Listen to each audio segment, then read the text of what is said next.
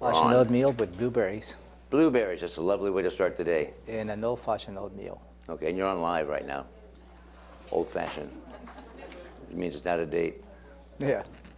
Good morning, and welcome to the Board of County Commissioners agenda setting and workshop or work session for Tuesday, April the 2nd, 2019. I'm John Hutchings, the chair of the board, and to my right is Ty Menser. Keep going. Thomasina Cooper with Ty Menser. Bonita Beaumar, clerk of the board. And Ramiro Chavez, County Manager. way over here to the bench. Megan Porter, Public Information. Robin Birds, Executive Assistant. And a host of trained professionals in the gallery. Thank you all for being here. So we're going to start off with the, will Commissioner Edwards be here today? Do you know? I believe he will. He might be running a couple of minutes late. Okay. We'll start off with the agenda for this afternoon at 2 o'clock. We'll call the meeting to order. And the Pledge of Allegiance will be led by Vice Chair Gary Edwards. And then we'll do an approval of the agenda for this afternoon and the board meeting minutes from last week. Welcome, Commissioner Edwards. And I think I have a typo, because I've got like 5 presentations or proclamations. Yeah, Commissioner, on the approval of the minutes from last week, there has been some technical issues that perhaps we may not be ready for those minutes, so you may see a change on the agenda this afternoon. So that'll be gone then. Maybe. If Maybe, we but can perhaps, resolve the okay. issues, Okay. you'll see no change. If not, we'll change that. All right, thank you, sir.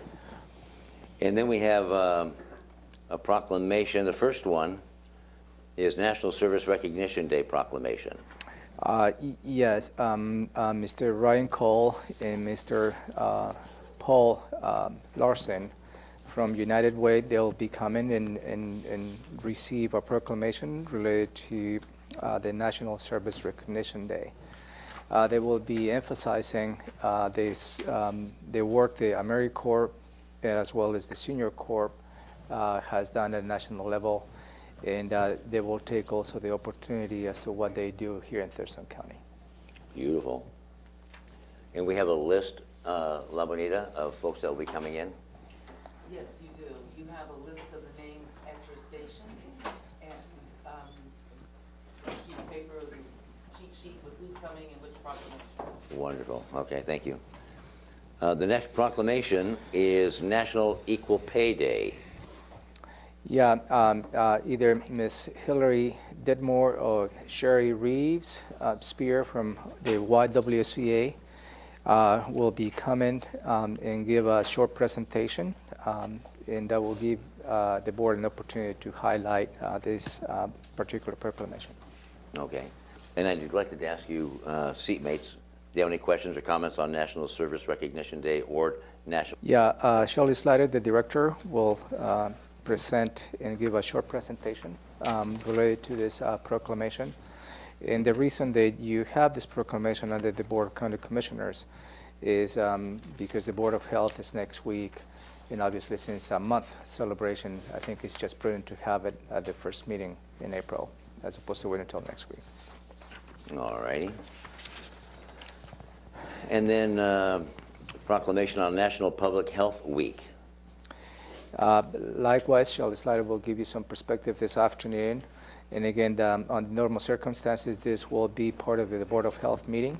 But since the National Public Health Week is this week, it makes sense the Board of County Commissioners to proclaim today National Health Week. Okay. Questions, comments? And proclamation, National County Government Month. Yeah, I will give you some perspective related to this first time National Government, County Government Month. And this is an initiative by the Washington State Association of Counties. They're supposed to be in the mail, some colorful socks for you to wear this afternoon. But if we don't have them so on time, we just pretend that we have them. I've done But myself. I'll give you a little bit of background related to this Okay. award. So the socks are for National County Government Month. Yeah. And what's the significance of wearing colorful socks? I don't get what the tie is. I think they just pick a theme because this is the first year they have embarked on this proclamation, and they believe that probably the funny socks is a little bit of a light-hearted approach to county government. Questions or comments? Questions or comments? Well, I guess we have to have a lighthearted approach, because sometimes it's so serious it'd make you cry otherwise. Well, that's true. And you're wearing boots, so we can't see yours. Okay. So those 5 proclamations should take us to 3 o'clock for our public hearing, but we have other business to tend to in the meantime. We open up then with an opportunity for the public to address the board. Are we aware of any hot topic that might be coming up today? Not that I'm aware of, Commissioner. Yeah, you guys aware of anything, would it be on some of the stuff we might be doing today with the public hearings? You may probably receive public testimony. You have 2 public hearings. One is related to revising the landscape Making you take down trees or vegetation. something? I don't perceive to have much of a public testimony. But at 5 in the afternoon, you do have public testimony related to the Summit Lake Special Use District. So you may have some members of the public, they would like to give you their perspective during the board meeting. Okay. Then we'll have the county manager's update, and you're going to follow up on such. Do you have stuff to follow up on from last week? We received 2 public testimonies last week, one from Mr. Pettit, which I believe I addressed at that meeting. And you receive a testimony from Mr. Carmon. I'm not ready to have the conversation or provide some perspective on that, so I will bring his testimony next Tuesday morning. Okay. Anything? No. Then we move into agenda item number 3, consent items A, B, and C. And A is authorize the sale of tax title property via private negotiation. Yeah, this is a follow-up to for the board authorizing the office of the county treasurer to dispose of all the tax title properties. The first step, any tax title property that needs to be surplus needs to go for an auction, foreclosure action. So that was conducted, and there were no bidders as a result of that foreclosure action. So after that, then the county treasurer can engage in a private negotiation with perhaps with the neighbor. In this case, that is what occurred, and they have reached a tentative agreement with the neighbor. This is a triangular shaped piece of property that is currently used as a driveway access to the nearby home. It's a 0.21 acres. Is a not buildable lot, meaning that after getting onto all the setbacks, there will not be an opportunity to build anything on this triangular piece. The total cost of this transaction, including late fees and the assessed value, is $710. All right. Anything? No. Thank you. Letter B is the sheriff's office requesting proposal awarding contract for inmate off-site drug testing services. Yeah, this is a service that has been put in place for many years, and the way that we have approached the procurement process is we have quote-unquote piggyback onto the state contract services. Doing so doesn't, it will help us to expedite the process to procure those services, so we don't have to go through a bidding process. Or a request for a proposal. Well, the state contract no longer provide those services, have stopped doing so. So the sheriff's office is requesting for you to allow the office to issue a request for proposals so they can secure bids related to those services. The contract on an annual basis is just about $48,000, and this is included in the budget. I have also touched base with Superior Court and District Court, and I was hoping they will also go through the procurement process because they were doing on the same state contract. So those items may be coming your way as well. All right, go ahead. I've got a question or two. Do you have something? Whose budget does that come out of? That's the sheriff's office. And is it a current expense issue? Current expense is already included in the budget. Being it is a drug-related issue, Is there any chance that can come out of the TST funding? Well, I don't know if they have applied for TST funding, but it's already in the 2019 budget. So if there was an opportunity for them to apply for TST, that would have been applied last year. And then do we always have to approve every transaction that another elected official does that falls within a certain perimeter of dollar amount? Is that always our responsibility to oversee those? So the threshold of either an elected office or appointed director is $40,000. That's the procurement policy the board approved. That is the threshold. And since this is over $40,000, then the policy states they have to come and get approval from the board to issue a request for proposals.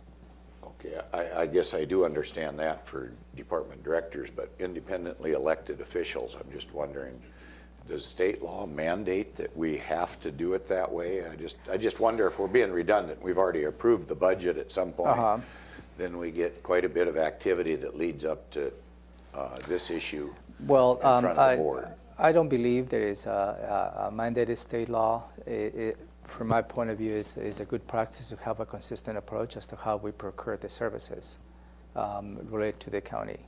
And because at the end of the day, whether it's an elected office or a department, the risk is the same as to how we procure the services from a particular vendor. And from my point of view, I think it's good to have the same practice across the county to avoid unnecessary risks. But certainly, you as the county commissioners can change that policy and see how you would like to proceed in changing it. I mean, just as a point of interest, I wonder if, we need to second guess elected officials once we approve their budget. That's all I'm asking. Yeah, question. Along the same line, I understand that 40,000 max for appointed directors. However, across the county. Across the county, yeah. And I understand it from the perspective of an appointed director, but from an elected, do we have the capability of increasing that amount? And the reason I ask is, just as Commissioner Edwards was saying, we've already approved the budget. The elected's not coming asking for additional funds. He just asking permission because he has the money to do it. And we've already approved the budget. Is it a concept that we can? There's a county policy, and the board can change, eliminate, and redo any policy that you want. Okay. Your question is whether we can treat directors and electeds differently or separately. Okay, and have a different one for electeds. Yeah, that's part of the policy, and you can exercise those changes at any time. And the other question I have is, you mentioned that the procurement process, we can avoid the RFP. Did I hear you say that right? Because this says it's a request for proposal. No, what I stated at the beginning is to avoid the request for proposals process, they used to piggyback on the state contract. Okay. So and that's how the past practice. Now the state contract does not have this option. So now the sheriff's office needs to go on their own request for proposals. And so we're not doing off-site testing right now then? Yes, we do. We do, okay. The program continues. We just need to make sure that we go through the normal procurement process. All right. I've exhausted my questions. Any? I'm good. Nope. Thank you. Letter C, auditor, the financial service of the vouchers. I've gone through them. I trust you folks have gone through them. Okay. Questions about it? Or polls or questions? Polls, anything? Okay. Agenda item number 4, Public Works, on-call consultant services for courthouse and civic center planning phase.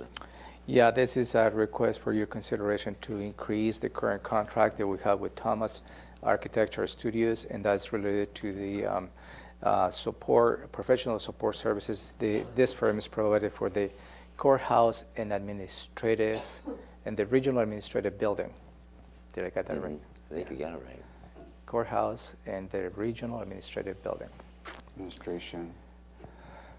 Yeah. I thought.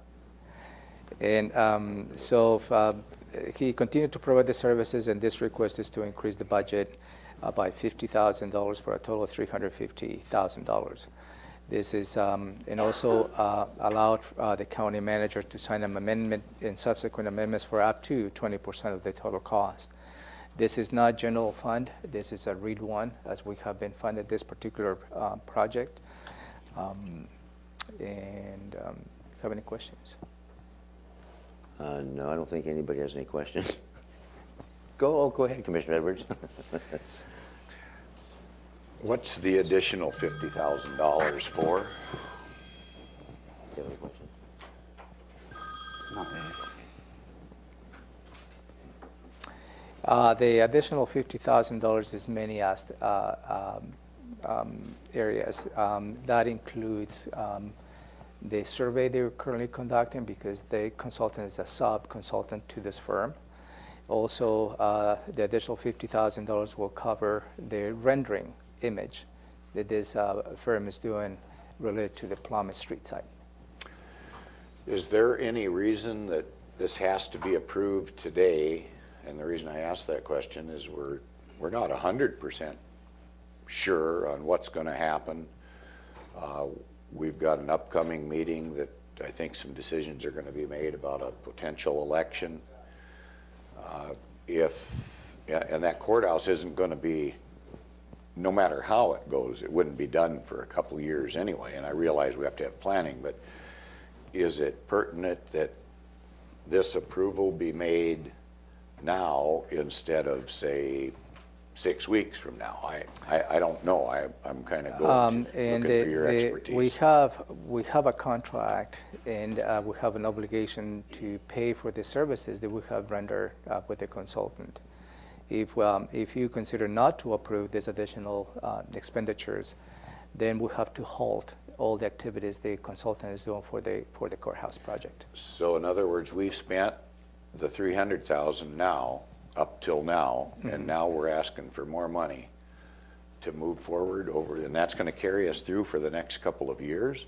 No, it take us through probably until the next step that you may take, whether you want to put this particular measure on the ballot. Okay, I don't care for cost overruns. I always wonder what's that all about, and No, so this is, with all due I'd respect. like to have a little more study on this particular issue Yeah, myself. this is, with all due respect, this is not a cost overrun. This is just additional services that we asked the consultant to provide. And was this in the original proposal? It was a phased approach that we had always in mind when we enter into this contract. So are we still within the budget? Yeah. That was lined up for this particular issue? Yeah. It's just expenditure authority that we asked the board to consider. And if that didn't get granted for a month, you're saying that would slow down the process? Well, we have to stop probably what we're doing with the consultant until they reach the maximum allowable budget expenditure that we have. Do you have something to add?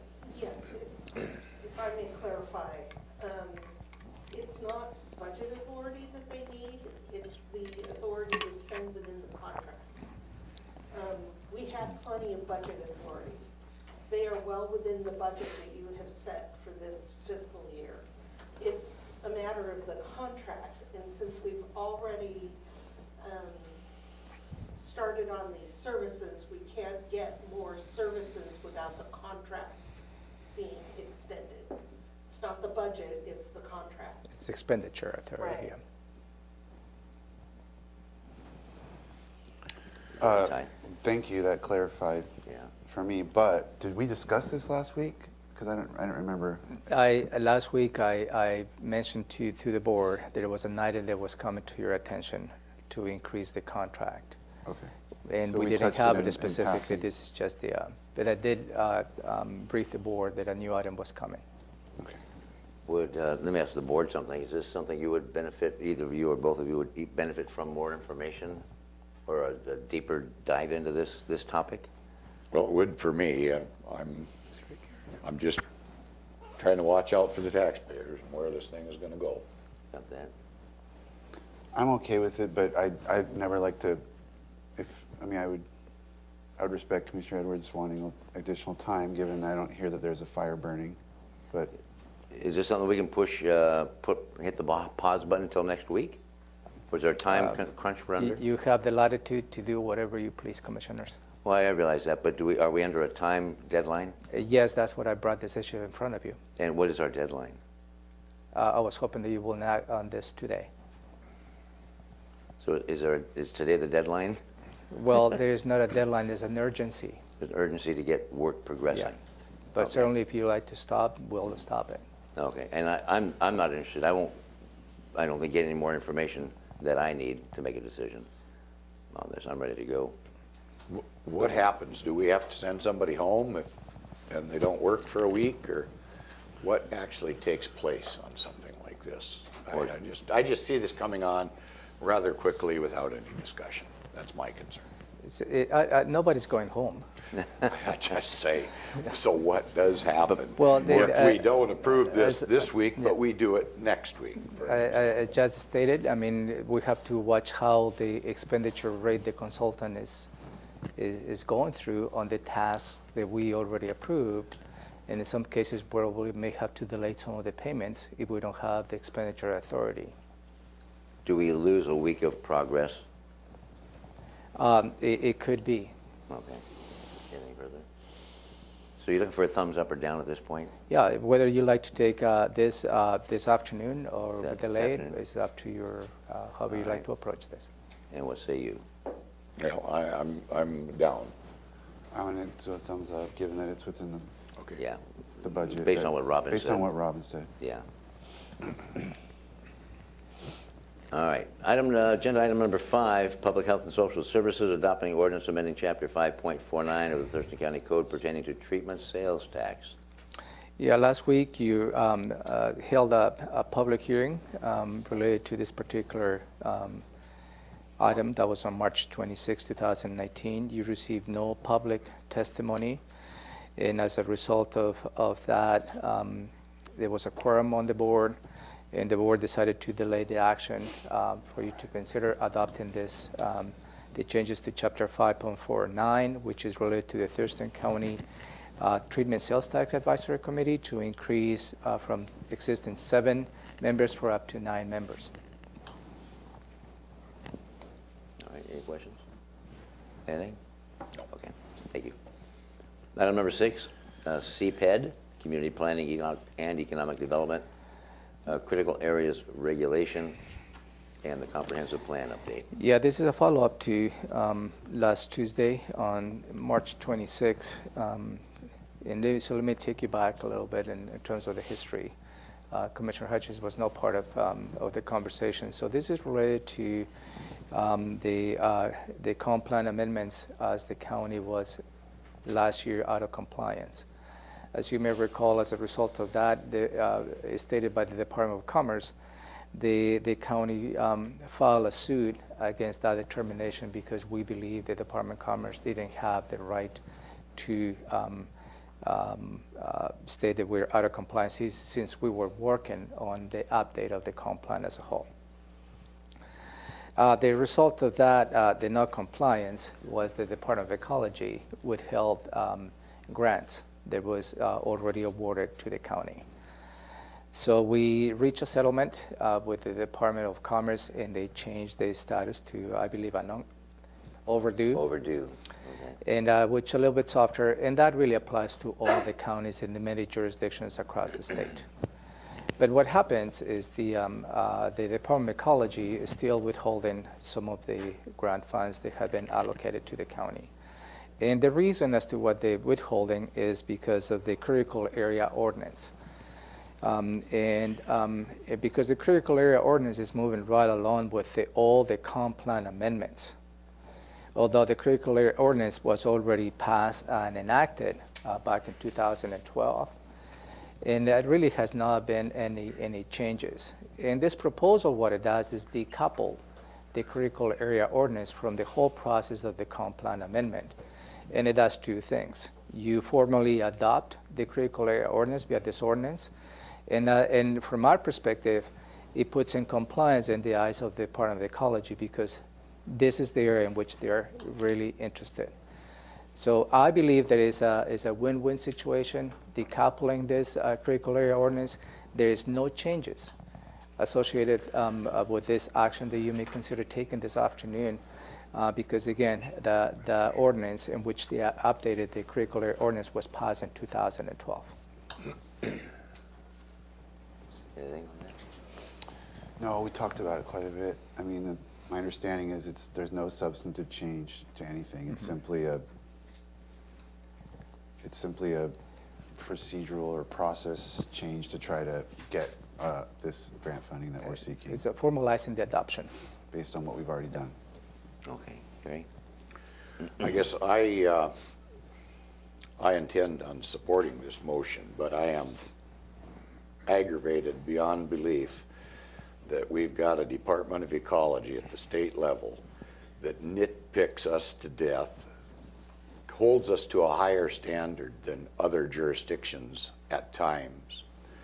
And yet, here we think they're trying to protect our environment. This is a critical ordinance issue, a critical area issue, and yet they allow the dumping of biosolids on waterway areas that hold endangered species, possibly the gopher, the Nisqually steelhead, and it's aggravating beyond belief that they nitpick us to death at the same time they're poisoning our environment and issuing permits to do so. So I'm just going to express my frustration, and that's all I've got to say on that. And I would agree with that. The caveat that it's not just a higher standard, it completely seems to be a very separate standard than other counties as well. It is frustrating, but I'm okay with that. Not I'm okay with that, I'm okay with this agenda item, separating it. Anything further? All right. Agenda item number 7. This Go item, ahead. Did I miss one? no, I think you're correct. Yep. Item number 7, you briefly review this item again. This is for you to consider setting a public hearing from April 23rd, 2019 at 5:30 in the afternoon for you to take public testimony on an ordinance related to putting on the ballot a levy lift related to the courthouse and regional administrative services building. This particular action includes 3 potential dates that you may consider, and that's how the public hearing is going to be set out.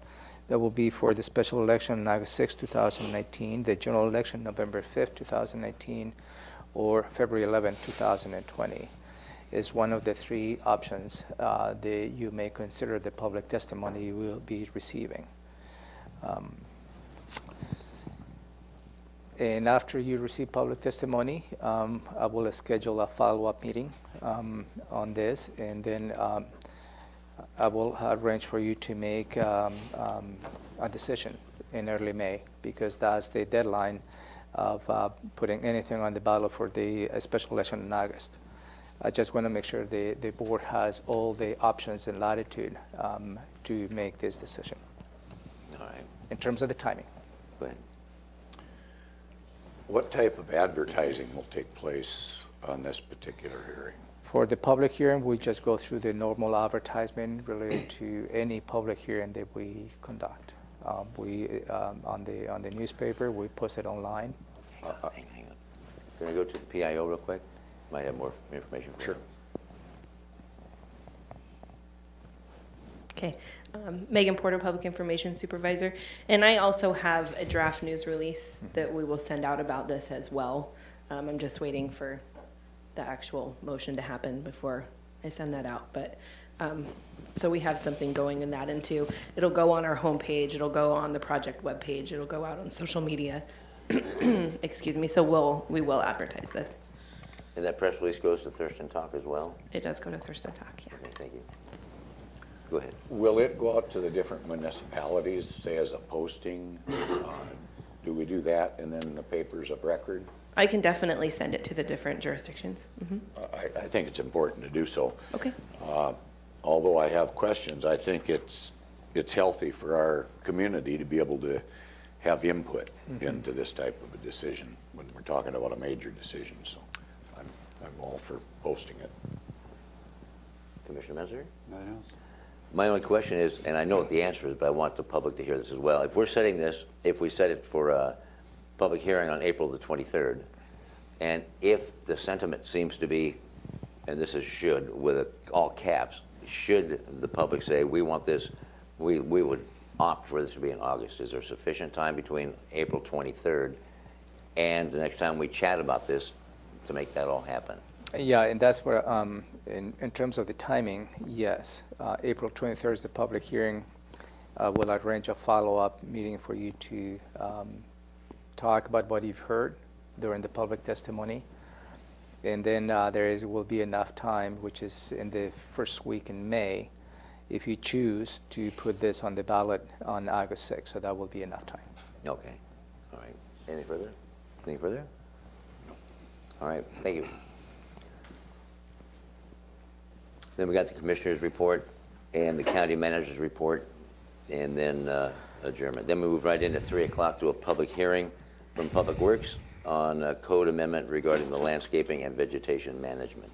Yeah, this afternoon you will receive public testimony related to proposed changes to Thurston County Code 13.56310A. As you may recall, this is a follow-up to an item that you took an action maybe over a month and a half ago, where the current code states that any dangerous trees that need to be taken down within the right-of-way needs to have a legislative action. That will be you. And so this particular approach is just to streamline the process. And on this changes on the county code, you will consider delegating that authority to the county manager. Okay. Any questions on that? No. And then we have a break where we will probably separately go get breakfast.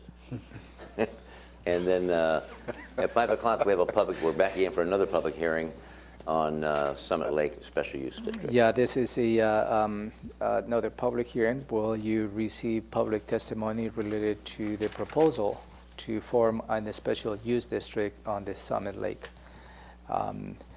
To give you a little bit of history, back in last year, I believe in September, you received a formal proposal from a group of citizens asking the commissioners to entertain the formation of the special use district.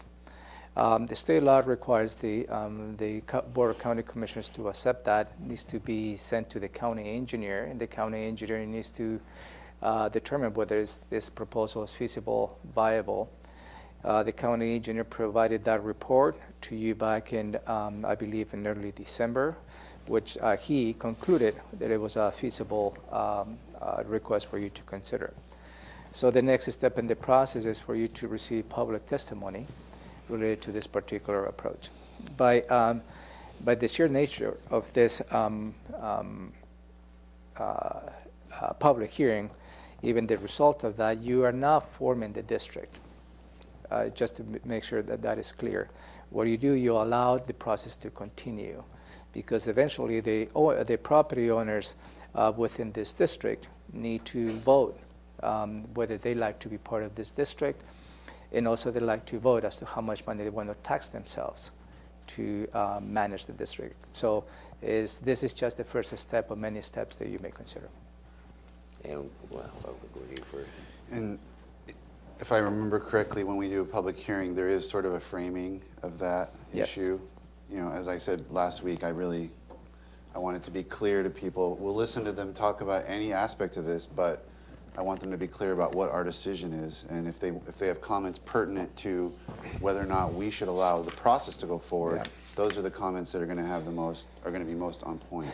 So on the second option that you may have, I'm not expecting you to take that, is this resolution is affirming their proposal formation and sending this for a vote to the qualified voters, and that's stated by law. And Tim Wilson this afternoon will frame that before you as part of the staff's background information, and then have the public to tell their story in front of you. Any Do you have any idea what we've had for comments coming in up to this point? Yeah, I believe we received close to 31. 30 opposed, 21 in favor. Yeah. As of So 7 a.m. this morning. just for the records, 30 opposed and 20 in favor so far in written testimony. And we'll get briefed on that this afternoon for that. Yes, for this evening for that. Tim will give you that perspective of what all the written testimonies are. Yeah. 30 opposed to the formation of the district, or 30 opposed to Now the you gotta county come up. commissioners allowing there to be an election? Because I bet that all 51 had nothing to do with the process and everything to do with the substance. But that's my guess. Introduce yourself, Tim. Tim Wilson. Thank you. Water Resources Division Manager, Public Works. So far, 51 comments, and you're correct. They tend towards views on formation of the district in general. 31 opposed, or 30 opposed, 21 in favor as of 7 a.m. Were those mostly by email? Mostly. Yes, all of them so far have Oh, been by okay. email.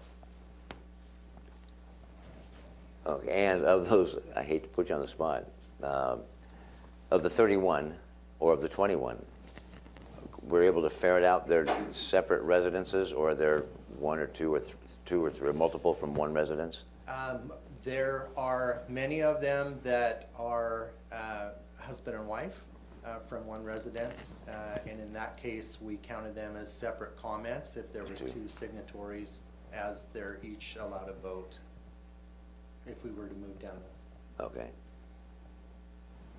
Anything further? I'm good, thank you, sir. Okay. Good. Okay, good. Thank you, Tim. That concludes the public hearing then for this evening. We're going to move right into the BoCC agenda for Tuesday, April the 9th, and we'll call the meeting to order. Pledge of Allegiance will be led by Commissioner Ty Menser, and we'll do the approval of the agenda and the minutes from today. And there'll be an opportunity for the public to present to the board.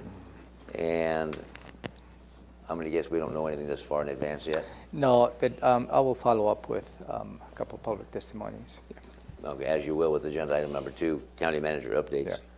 So we move into consent items A, B, and C. Public Health and Social Services approve revisions to the Veterans Assistant Program Policy. Mark Moffett. Yeah, this is a follow-up to a briefing that you received from the Department of Public Health and Social Services early in the year, where the staff mentioned that perhaps there is going to be some challenges as to how we provide services to veterans as part of the Veterans Assistance Program. So this particular proposal before you is it does changes a couple of a few items. One is change the property level definition from 150% of the national poverty level to 200. So allows you for more veterans to access that. Also deduct the court order payments from veterans' income. Also increases the maximum allocation of assistance from $500 to $1,000 for a single veteran, and $800 to $2,000 for a family. Also allows for motel stays in the event shelters, beds are full and unavailable. Allows for utilities will also include septic and as an approved services, and allow repairs of utilities as well. Assistance will be extended to allow for repair of the veteran's primary vehicle and allow for transportation to work. Repairs will be limited to basic operations related to ADA, Americans with Disability Act compliance. Assistance will also be expanded to include occupational items such as licensing, work attire, safety equipment, and mandatory equipment. Those are the major objectives of the changes. I believe this is a good change for you to consider approving as we expand the services that we provide to our veterans. Go ahead. And what brought about the potential of making these changes? How did that come about? Mark can probably give you additional perspective, but it was there was a lot of need that because of the code was not able to be met. It was more of the experience on the ground that perhaps led to this potential changes. We've got a Veterans Council. Were they involved? Yes, yes. Okay. Maybe Mark could clear that up. And along with that, Mark, I understand the need for this, and I love it and support it, of course. But is it something that is on par that others are doing, or are we leading the charge for veterans? That's a good question. So what I did this past year was I did a survey with all the other counties to find out what they were doing and the amounts that they were giving out. And then we reviewed what happened in our county this past year. And so over this past year, we had a reduction in the amount that we spent on direct services for veterans by about 25%. The majority of those were because they were over income by just a little bit. So that's the reason for the going from 150% to 200%, which really, for a single veteran, that goes from $1,500 a month earning to about $2,000, so $24,000 a year. Still not a lot. And then the other thing with the amounts each month. So the majority of the money that we're spending out is for rent, past due rent. And for a single veteran, that's $500. You're not really going to find a place in town for $500. So that's why we want to increase those fees. So yes, we did do a survey. Our limits were far further below than the rest of the state. And then a lot of the services that we were paying for, we weren't paying for the same services that the rest of the state were. So we thought we kind of freshen up our policy. Okay. Questions, Ty? No, I was at the Veterans Advisory Council meeting where you presented this and discussed it, and I heard their input. They were super supportive of these changes, and they all sound like good ideas. So. Yeah, thank you. I forgot to mention that. So I did present this to the Veterans Advisory Board, and they were in agreement with the changes as well. You're a veteran as well? Yes, sir. What's your veteran background? 24 years Army. Okay. Well, thank you very much for your service, and good idea. Thank you, sir. Mark, the changes that are being proposed, are they sufficient? Or could we have, or should we be going a little bit further than that? I think we should review it after a year and see where we're at. I think this is a great step forward, and we're going to be able to reach a lot more veterans this way. Well, I sure hope so. Yeah. And I guess this will help on the whole homeless end of things as well, and try and prevent that from developing, I suppose. It will, because a lot of the folks there is a waiver process if we think it's viable, but this just gives us more leeway to go ahead and take corrective action earlier. Thank you. Any further? When will, once this is approved, should it be approved next week, when does it take effect? Is there a waiting period? Is it the first of the year, or is it immediately? No, it's immediate, sir. Yes. Immediate? Good. As soon as you take an action. All right, good. Thank you. Thank you, Mark. All right, thank you. Consent item letter B, Community Plan Economic Development, resolution reclassifying a position. Yeah, for your consideration, this is a request from the Community Planning Economic Development Department, where they're requesting the board to reclassify an existing position from the Permit Assistance number 3 to Permit Assistance 2. This is a continuing effort by the director to look as to how the best business practice will be and how all the different classifications really meet the needs of the department. In this case, this reclassification is a reduction of salary between from $5,257 to $5,006, as a decrease of $251 or a decrease of 4.8%. Okay, anything? Nope, okay, good. And C is the auditor's report, and we'll get to that this next week. Department item number 4, Public Health and Social Services Program Agreement for Respite Care. Yeah, this is a proposal before you to extend the dates of the existing contract through December 31st, 2020. And this is a contract between the Thurston County Specialized Recreation and the Department of Social Health Services for the developmental disabilities with the state. Particularly related to the community settings, respite center services for adults with developmental disabilities. This particular action does not have any increase on the budget. It's just increasing the time of the contract for the services. Okay, anything? Nope, sounds good. Good, thank you. Item number 5, Public Works. Resolution calling for sealed bids for Olympic View Elementary School routes, Safe Routes to School project. This particular proposal is for you to allow the department to call for sealed bids for improvements on the Olympic View Elementary School. And this is improvements will include installation of the traffic calming devices such as speed bumps and raised intersections, also curb ramps throughout the Thurston Place neighborhood and on the school routes as well.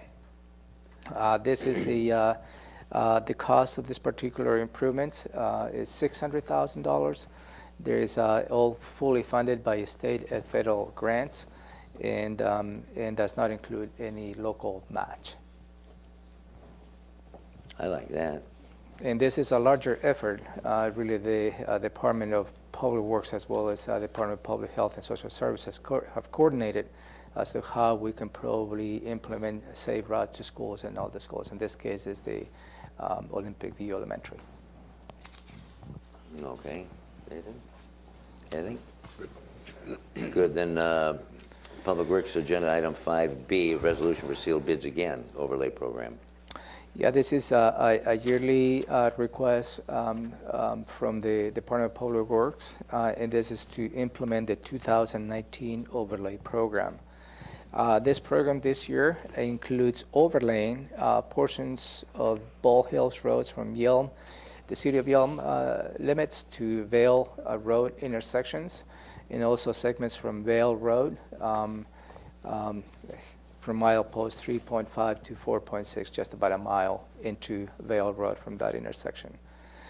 This will result in just about 3.1 lane miles of overlaying and has a cost estimate of $600,000. And this is funded by the County Road Fund, and it's already included in the budget. All right, anything? Anything? I'm good, thanks. I thought you might like that. All right, 5C.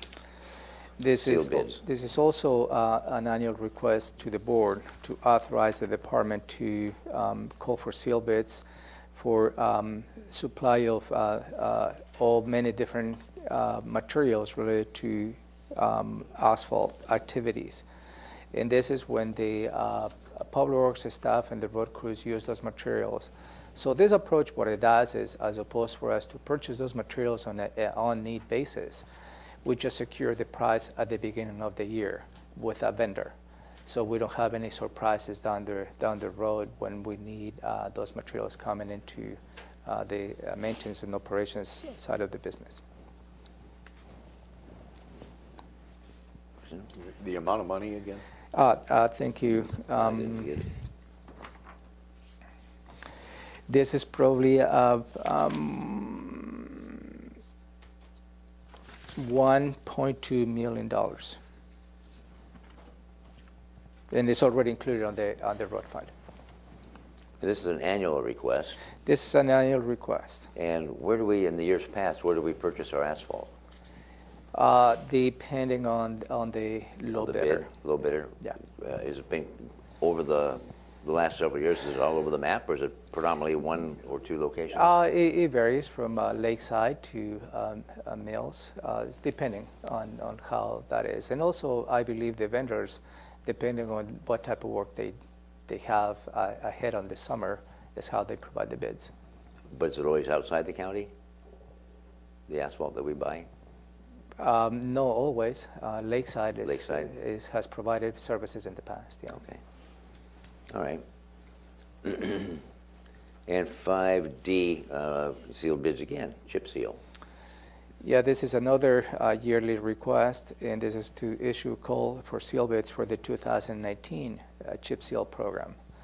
And the difference between an overlay and a chip seal program is different. You know, on an overlay program that you just consider moving for consideration next week, actually puts in maybe 2 inches of new asphalt on those activities. The chip seal program is what I call is a very low investment, but it give us a little 5 to 10 more years on the road. And what it does is they seal the road to avoid any future cracks they may develop due to weather conditions. And it's just they seal with oil and they pass another, put some fine rock, and they sweep it and they pass another layer of oil and then stripe it. So sometimes from the naked eye you don't see the difference, but certainly it's less expensive. But it doesn't last as long as an overlay, but certainly it will take us another 5 to 10 years. So it's not cheap, it's thrifty. No, it's chip, seal. Is this county-wide? Yes. Okay. Anything? Ty? I'm good. Is we're expecting, yes, countywide, and we expect to have 37 miles of road under the chip seal program. Beautiful. All right, then we'll get to our county manager and commissioners' reports at the end. And we're going to move right into the Board of Health agenda for next Tuesday, April 9th. Yes, what I Public missed? hearing. Oh, there's another, oh, on the back. I keep forgetting to turn the page on the last one. Thank you. 3 o'clock. We're still on the 9th after the BoCC meeting at 3 o'clock, public hearing. 2 of them. And then we've got the auditors. The first one's the auditor. And the first public hearing at 3 o'clock is where you receive public testimony related to proposed changes to the precinct boundaries. You receive a briefing from the auditor's office, and this is procedural related to the recent annexations that have occurred. And this is just, and again, an administrative change just to align with all the different changes in the municipal boundaries. All right. Anything? No, this is all, we've had quite a briefing on this That's from the correct. auditor's office, right? Yep. Okay. Makes sense. And the second public hearing is emergency services. Yeah, this is for you to take public testimony for potential changes, revisions to Title VI, which is related to ambulance ordinances. And one of the key changes that you may consider is increasing the application fee from $20 to $100. Which hasn't been done in about, what, 40 years? For quite some time, Yeah, Commissioner. about that. Anything on that? Nope, okay. Oh, that takes us to the Board of Health meeting then, okay. That's right. Board of Health agenda for Tuesday, April 9. We'll call the meeting to order at 3:30 p.m. and do the approvals of the agenda and the minutes and move right into proclamations and presentations. And the first proclamation is Infant Immunization Week. Yay. Good morning, Commissioners. Good morning. Shelley Slatter, Director of Thurston County Public Health and Social Services, and your Administrator of the Board of Health. And with me is Lydia Hodgkinson, Clerk of the Board of Health. And yes, we are looking forward to our monthly Board of Health meeting, and the first proclamation will be presented by Jeannie Knight, who is our Communicable Disease and Prevention Director. And she will be talking about the importance of immunizing infants before age 2 against 16 diseases that can prevent outbreaks such as measles that we've recently experienced in our state, as well as many other infectious diseases and illnesses that can negatively impact the health of children. So we're trying to share the importance with the community on getting babies vaccinated on time, on schedule. Anything? No, thank you. Just a legislative update. The immunization bill that was being proposed in this legislative session, it's dead, I understand? That was changing the exemption? Yes, that particular one is. However, there is still a bill in the Senate, and as part of our membership in the Washington State Association of Local Public Health Officials with SALFO, we have jointly expressed some concerns over language in a current bill that is a little more conservative than we would like. And I can share more with you at a later time on details of that bill. But we're still working on several different issues that would improve our vaccination rates in the state of Washington. Good, okay. And then the next proclamation is Sexual Assault Awareness Month. Yes, so this proclamation will be jointly with Thurston County Prosecutor John Thunheim and all the work that they do in their Special Victims Unit to prevent child and treat child abuse in our community, along with several community partners, including Family Education and Support Services, and members of our Partners Committee of Thurston Thrives, of which you are the chair, Commissioner Hutchings, and several other nonprofit community members and groups, as well as a Monarch Children's Justice and Advocacy Center that will join us for that. Oh, I just realized I confused child abuse and neglect with sexual assault. I apologize. Some of those same members will be at child abuse at BoCC, and sexual assault, we will have Safe Place and Monarch and Providence, St. Peter's Sexual Assault Clinic, as well as other community partners and our prosecutor. So Okay. Some of those same partners working on the issue, and sexual assault is a very, very serious issue. 1 in every 5 women and 1 in every 67 men experiences sexual assault in their lifetime, but even more concerning is our recent Healthy Youth Survey data, which indicates a very frightening number of high school seniors that have already experienced sexual assault. So we want to raise awareness and express our support and belief of survivors of sexual assault and work together to prevent sexual assault in our community. Yeah. Okay. No, sir. What's the statistic for 1 in how many of children? You did men and women and seniors. Oh, yes. I can tell you that for the seniors in high school in our community, 1 in 3 girls and 1 in 7 boys were sexually assaulted in Thurston County. But what about children? I don't have the child sexual abuse statistics, but we can get that for you, and Okay. We'll provide additional information in addition to what's in the sexual assault proclamation in our presentation. All right, thank you. That takes us to the opportunity for the public to address the board. Are you aware, Shelley, of any hot topic that might bring the public in?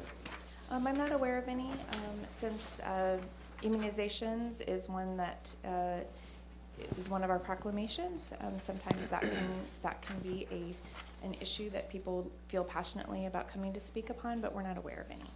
Okay. You aware of anything coming up? No. No. No.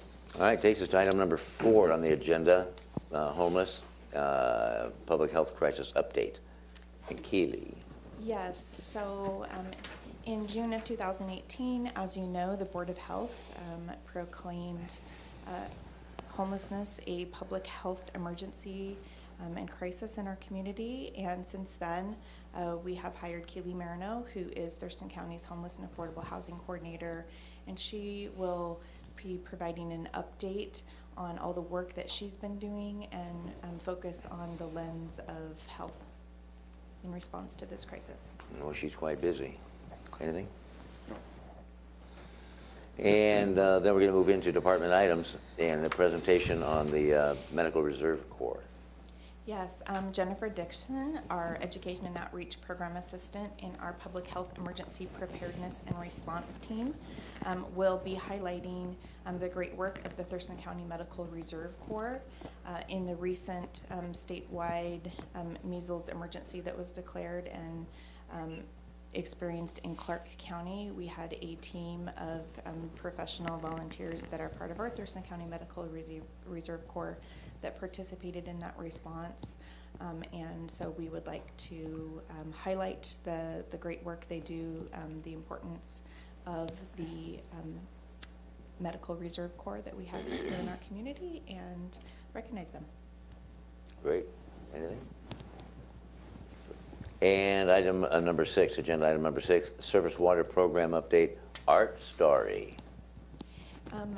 Yes, and Art is here in your welcome to come up here and join us if you have anything to add to this, Art. But this will be a presentation on our surface water program, and Jane Mountjoy Venning will be discussing and giving you an overview of everything that that group does in monitoring our water. And that includes things like monitoring lakes for algae and other toxic substances. So that's an informational piece. It's informational. Do you have any questions regarding the program? Not yet, I'll wait for the presentation. Same? Not yet. Same, okay. There you go. All right, thank you. Always a good one. And then the Board of Health members' reports and the health officer's report. And Dr. Wood's in the house? I won't be next week. You will not be, okay. Go ahead. Dr. Wood will not be able to attend, but will provide a written report, and I will share her report with you. Okay, great. And then the director's report. And we'll just wait to hear what goes on, and we will adjourn then right afterwards, and there's no public hearing after that. Thank you. Now, 10:03 on the dial, and so let's go ahead and take a 10-minute break, bio break, and then come back, and we'll kick it off again with advisory boards or something. Thank you.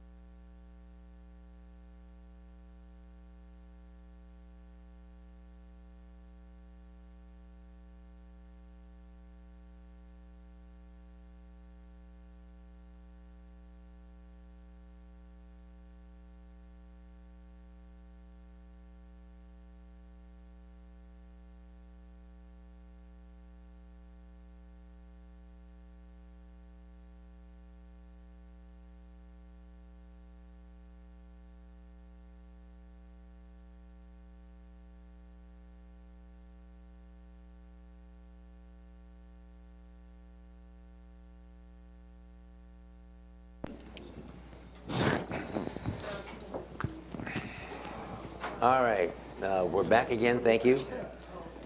And we're going to start with the, well, not start with, but this session will start with the proclamation and awards. Do we have any proclamations or awards? No, No, okay. just the ones that this is La Bonita Bomar, clerk of the board. We reviewed the 5 that we're gonna be doing for right now. Today and next week, okay. That clears this till May. Yeah. No, well, we might have something this week to talk about. So then move on to advisory boards and commissions. Yes, and the first item up is the Capital Area Regional Public Facilities District. And Commissioners, you requested last week to get additional information on this particular district. That's the Capital Area Regional Public Facilities District. And attached in your packet is information related to this district, which give you an explanation as to the makeup of the membership. And the one that is considered before you is a regional representative.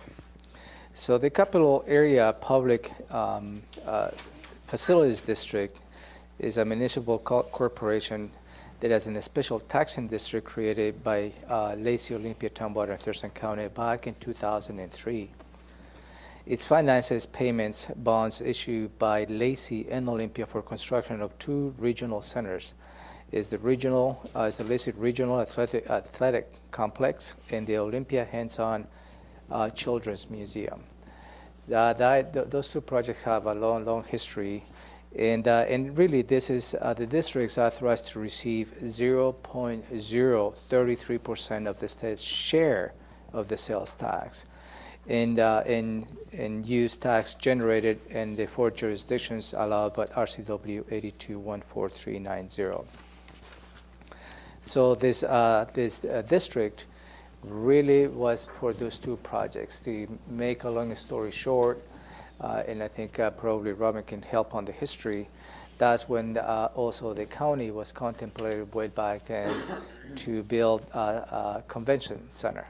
It just didn't materialize on those terms back then. So the 2 projects that were selected for this particular funding was, and again, is the Lacey RAC, the Regional Athletic Complex, and the Olympia Hands-On Museum.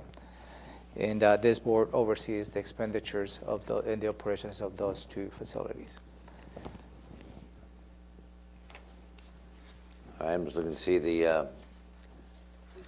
it's regional, so it's not district specific. And that is why this particular regional it needs to have an action of appointment by the cities as well as by the Board of County Commissioners. Go ahead, because you might ask the question for me. How much money are we talking about? Oh my goodness, I don't know. It varies depending on what the sales tax is. And really what it does is they're just overseeing the payment of the bonds in which those bonds were issued to build those 2 facilities. And that is the intent of these districts as far as I understand. But you were asking what 0.03% is. Yeah, what it collects. What it collects, okay.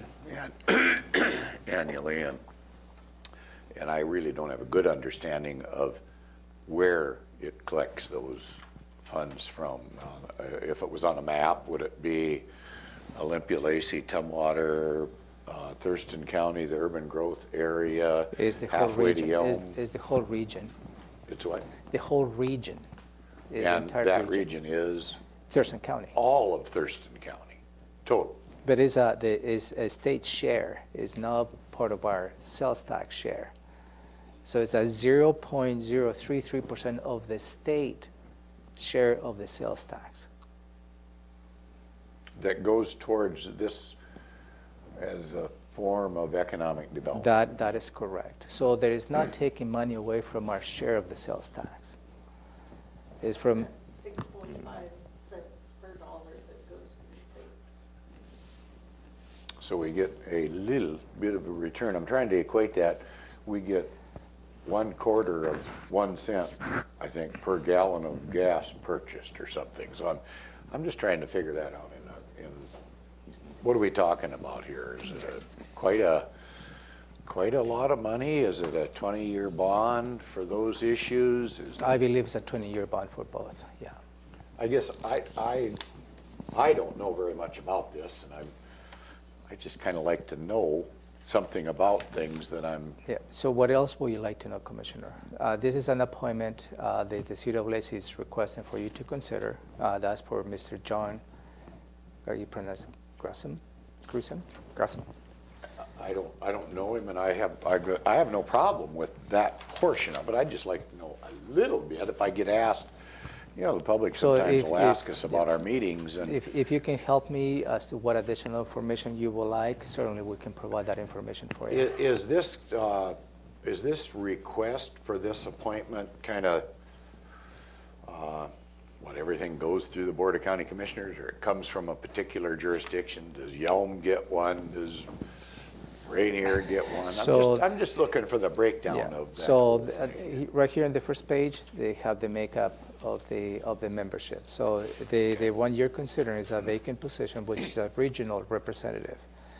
Then we have David Bryan, which is City of Olympia representative. Trent Rutham, which is the Tumwater representative. Chris Leith is another regional representative. Ken Parsons, Secretary Treasurer, Thurston County representative. That's an appointment by the county. Nancy Clausen, which is the president, is a regional representative again. And then it's Reed, which is a Lacey representative. So that's the makeup with the expiration dates of those appointments as well. Okay, I'm just trying to figure out the difference between a regional representative and a municipal representative. So I think you mentioned that this is a request from Lacey, but it's a regional representative. I see Lacey does have a person, Dennis Reed. Yeah. So I'm just trying to figure out where these So come from. I think it was submitted by the City of Lacey because each jurisdiction needs to enact in that appointment as a regional representative. So the City of Lacey has enacted in appointing this representative, and then moves to the county. So each jurisdiction involved in this district, they need to have the legislative authority enact on that appointment as a regional representative. If we approve, then it goes to Olympia or Tumwater? Yeah, that's the next step. So Lacey's already given thumbs up Yep. to, and I see the biography here. So I'm good. Is this, okay, so this one expired, what, 2 years ago? 2 years ago, yeah. And we're just now getting to bring somebody in. Yeah. And that recommendation, I guess that's what I'm looking for. Where did that recommendation come from It was for that individual? I have no problem with the recommendation.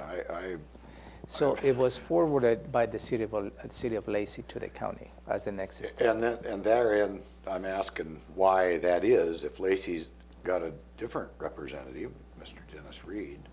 Commissioner, the City of Lacey, Perry Edmonds, is the clerk for this particular board.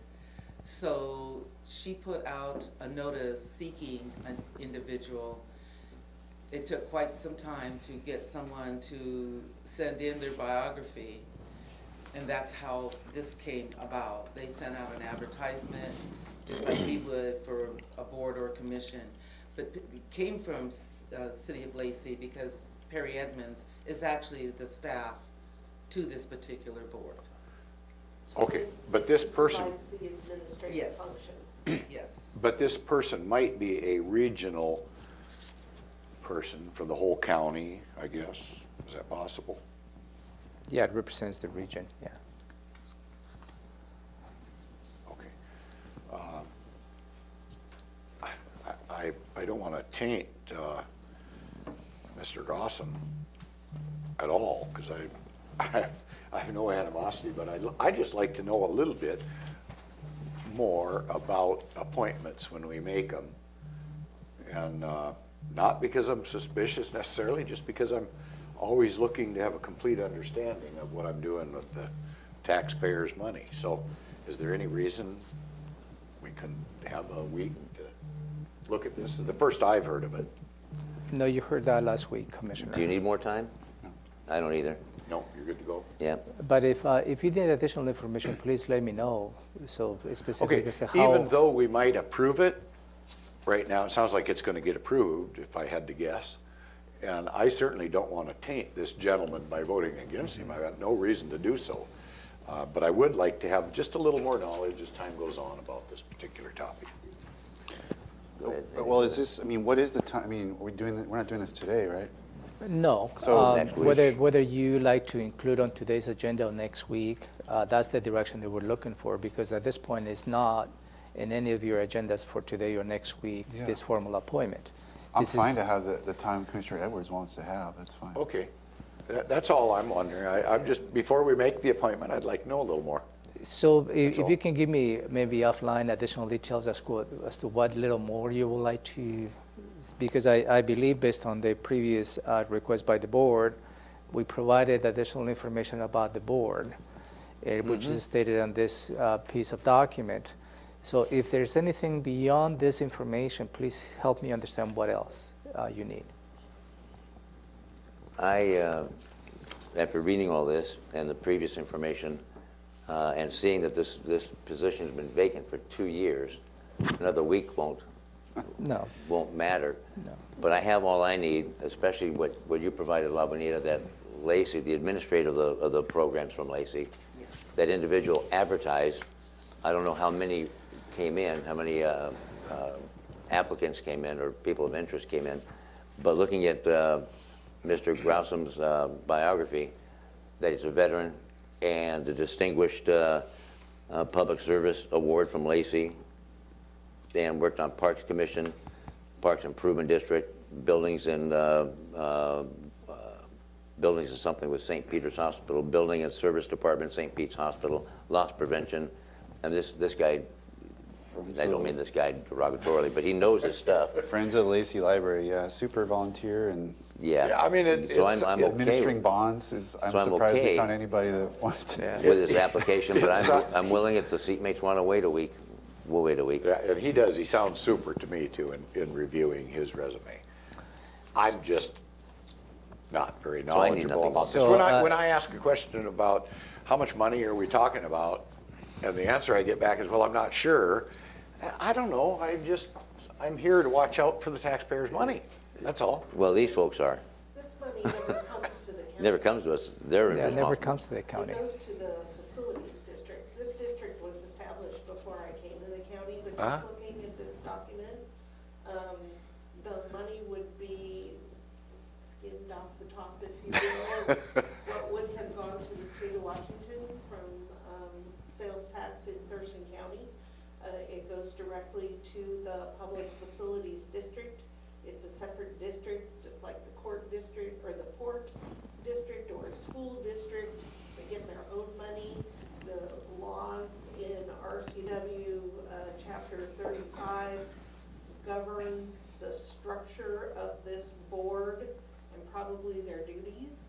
And it appears to be that the duty of the county commissioners is to participate in the appointment of the members.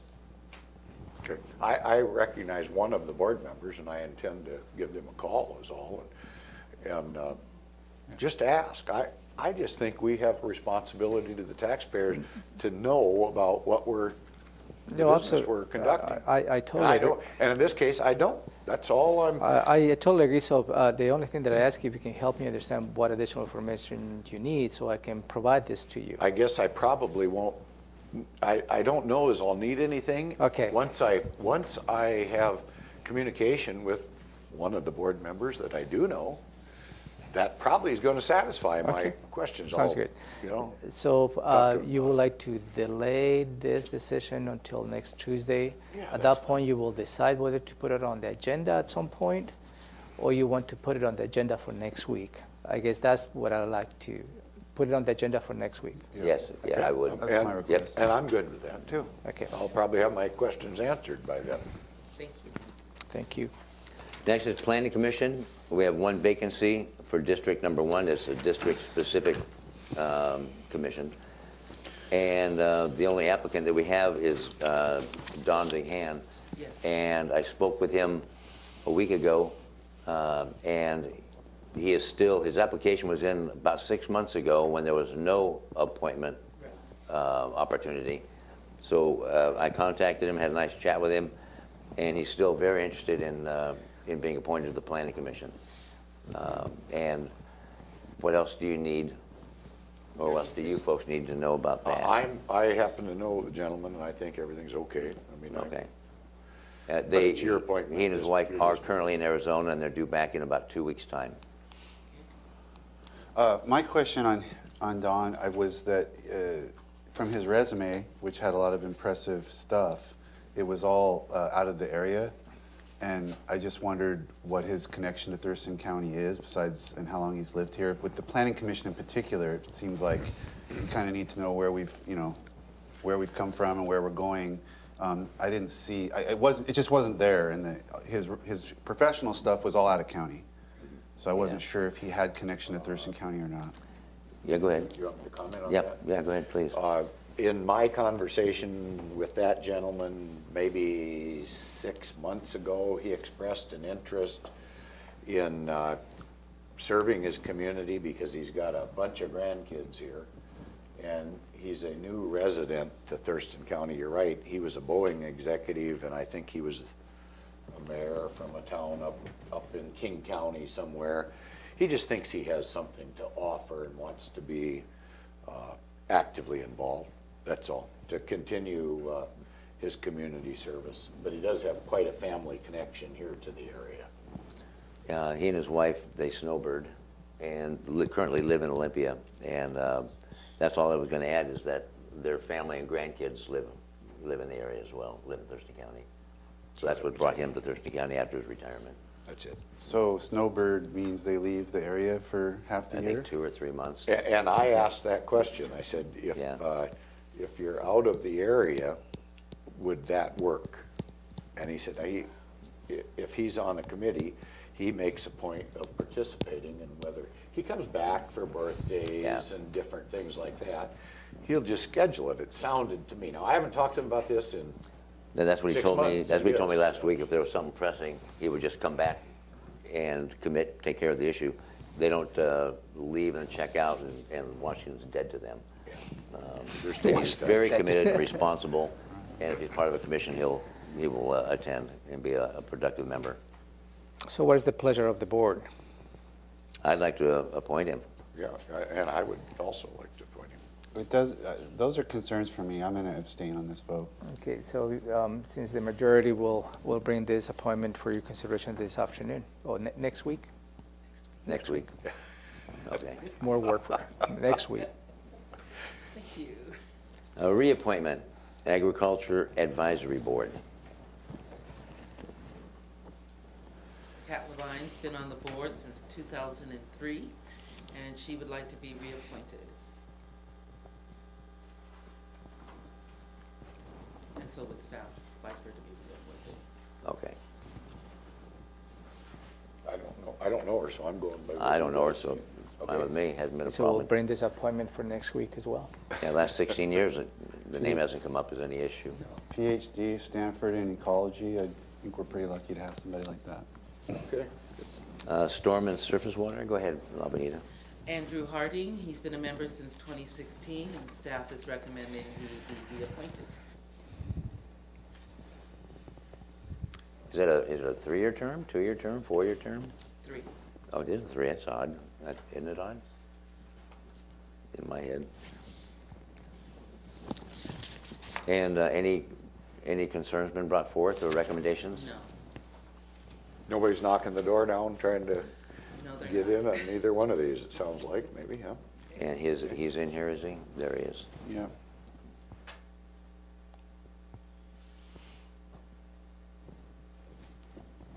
He's been on for how long, did you say? 3 years, Years. since 2016. Oh, this is his original application, where it says he recently moved here. Okay. Yeah, I don't have a problem with reappointment. It'll So be we'll on bring for that. the 9th. Yeah. The The next item is a new committee being considered, Accessible Community Advisory Committee. And Yeah, I was hoping we have a new committee sometime. Commissioner Menzer highlighted Sorry. to do some research related to the Accessible Communities Advisory Committee. So included in your packet is a one-pager. The Robin Courts helped me to put this in together, so thank you, Robin. So let me highlight a couple of highlights of the document. The purpose, it appears, to provide a voice for disabled citizens to promote greater awareness of disability challenges and issues. Made recommendations to improve access to services in Thurston County for citizens with disabilities, which will demonstrate inclusion and acceptance for them in our communities. Committee may also expand to include the scope of a county voting access advisory committee that is under RCW 29A04223. Some of the outcomes, obviously, an enriched communities, enhance the strength of diversity, contribute towards economic vitality. The committee members could designate an existing disability advocacy organization, review the current membership to ensure it meets the criteria of the ASAC. Perhaps designate staff from public health, social services, or human resources to staff this committee. And go through perhaps a recruitment process to make sure that members are representative of the intent of this committee. Some of the benefits certainly include the citizens with disabilities in the planning process of activities the county may have. Using the feedback of this committee to provide significant awareness and prevent costly mistakes, perhaps, during the development process. Eligibility for potential grant opportunities. There are some grant opportunities available out there. And recognized by the government, by the Governor's Committee on Disabilities Issues and Employment. And also could serve as a potential influence to legislators to take any actions related to this committee. Some of the considerations, or perhaps some of the challenges that we may have, is managing expectations of the committee. Consequences the committee recommend, some of the recommended strategies the committee we may not be able to implement due to financial constraints that we may have. We don't have a program that we can actually support this. And also committee recommendations are not implemented for projects could draw attention perhaps some of the issues that we may have. And we do have areas that we need to improve as an ADA recommendations across the county. And when we are working on that, but highlighting some of the issues, and yet put the county in a position of having to implement those improvements without having the funds, could bring risks to the county. Certainly a cost of the county staff to manage this committee, and cost impacts to projects not fully funded by the potential grants also. So some of the consideration, perhaps some of the challenges is really about the funding capacity that we may have to implement some of the recommendations of this committee. And again, this is a follow-up from Commissioner Menzer to look as to what this committee is all about. This is our findings, and at this point, I will look up the board as to how you would like to take the next steps. Go ahead. So thank you. This was actually raised by a citizen kind of in my first week or two. So I looked at the statute and it looked interesting. And then so I appreciate the sort of fleshing it out. And then, we had public testimony at our meeting last week from Terry Ballard, for example, who raised in the second half of his testimony, he talked about an issue that sounded like this kind of committee would be directly responsive to, about disability parking and having the parking spaces squeezed together, things like that. The issue that he was talking about seemed like right up the alley of a committee like this, so I just kind of, to me, it sort of corroborated the notion that this could be useful. So I'm interested in hearing kind of what my seatmates have to say. I like the concept of it.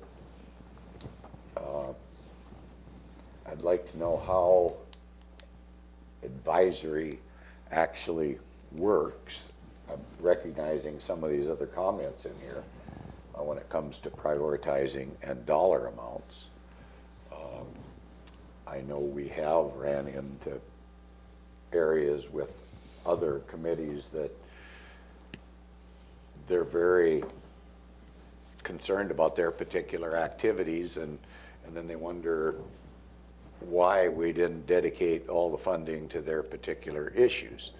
And I guess we want people that are interested in the issues, but how do we balance that out? That's my concern on a financial process. Where do we get that priority? Do we allow them to prioritize? Do we allow them to know ahead of time that we want the input, but it could be such a thing that we don't have adequate resources, and then if they're upset we don't have adequate resources, then do we end up in litigation with like maybe a disabilities group or something? So I like the concept, but I'd like to kick it around a little more so we have a little better understanding of how it might impact us. What do we have now? 40 committees and advisory panels that Just about. that we try to oversee. So how is it going to fit? That's my concern. I do like the concept. One thought on that is that, I mean, I think that what jumped out at me is that, and it's not a lot of money, but there's some state money made available for them to get. Not only they can get cost reimbursement for efforts that they make to do research and stuff, and then they can actually access a little bit. And I think we're talking about tens of thousands of dollars to do some projects. So it'd be reasonable from my perspective to make it clear that we're forming this for the purpose of identifying issues and trying to go after some state money. You know, any commitment of county money is a different question and purely advisory about what things we might be doing. But I always hate to miss a chance to grab state and federal money that is available potentially to us.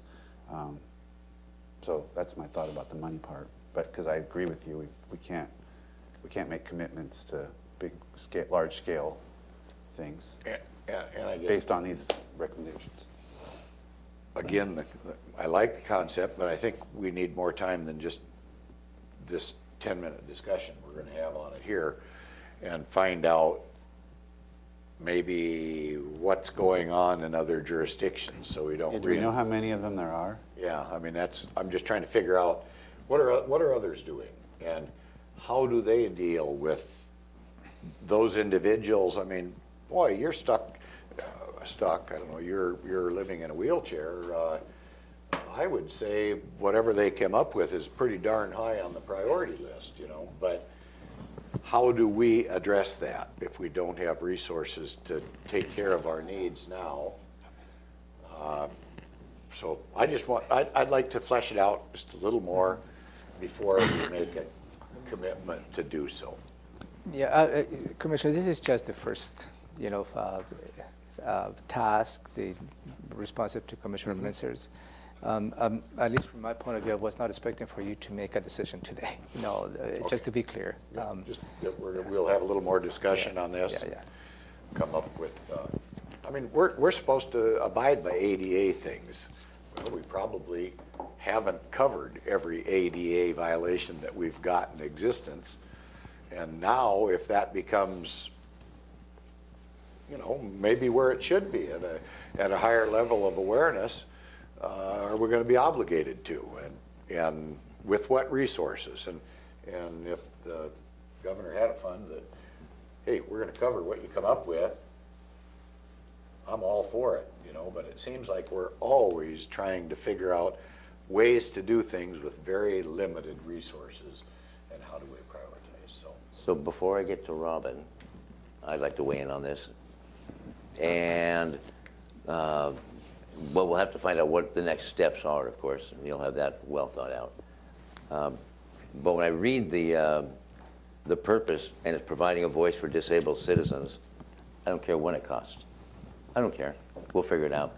But if it's a requirement, and we want to give voice to disabled people, I'm all for that. And number 3 in the requirement, or the purpose rather, the committee may also be expanded to include the scope of County Voting Access Advisory Committee that's required under RCW 29A.04.223. Then we need to do something about that. Voting and access to voting is the backbone of our democracy. So if it costs money, it costs money. And if there's money to be had from the state or even the feds, I'm all about that too, getting that. But I'm very much in favor of this, very much in favor. Realizing, yes, the scope may expand and may bring us to further liability of costs to be incurred, but we just weigh that against some of the other money we spend elsewhere. So, Robin. Just Robin Court's executive assistant wanted to just add there are 12 counties currently that have formed these committees. And there also is the opportunity to use an existing board, like the disability board, that could qualify to serve as this committee for Thurston County. So that's a possibility of, something to consider. Very good information. Thank you. Thank you. Anything else, Ty, on that? No, thanks. Anything else? We'll just wait and get more information? Yeah, we'll get more information. Okay. And that's all that I have for you today. That's it? Okay. Thank you. What about the current vacancies? There's no vacancy, well, there's 2 vacancies. I do not have any applications for these current vacancies. As of yet. Okay. Staff is working on it, Okay. but I don't have. Good, thank you. All right, PIO, yes, Commissioner, Romero? would you consider going to item number 1? Jane Fetterman is here, Item number 1. which is the Board of Health rates and charges process. And this is a follow-up to the public testimony you received from Mr. Pettit, related perhaps the legality of implemented rates and charges related to the Henderson particularly. So if I may use the chair prerogative, we'll jump down to Commissioner items number 1, BOH, rates and charges. Is that okay? That was my request, Commissioner. Thank you. Jane, come on up. That's a good idea, good suggestion. Thank you, Romero. And Art Starry.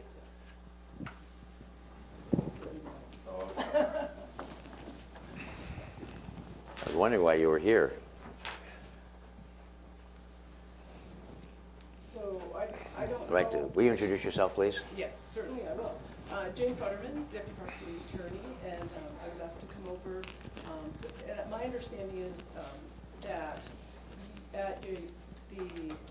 the commissioners received correspondence from John Pettit regarding the Henderson Inlet Shellfish Protection District rates and charges, and perhaps there was some questions regarding the rates and charges. I don't know. Yeah, and as I believe he was questioning the legality of implementing those rates and charges. And since you were the attorney, overseeing the implementation of the rates and charges, maybe you can take the time to walk the board through as to what are the steps and what are the legal boundaries the board has to implement such rates and charges. So I'll give a little introduction. I may turn it over to Art because he's been involved in this project from the beginning, probably even before it started, over many years ago.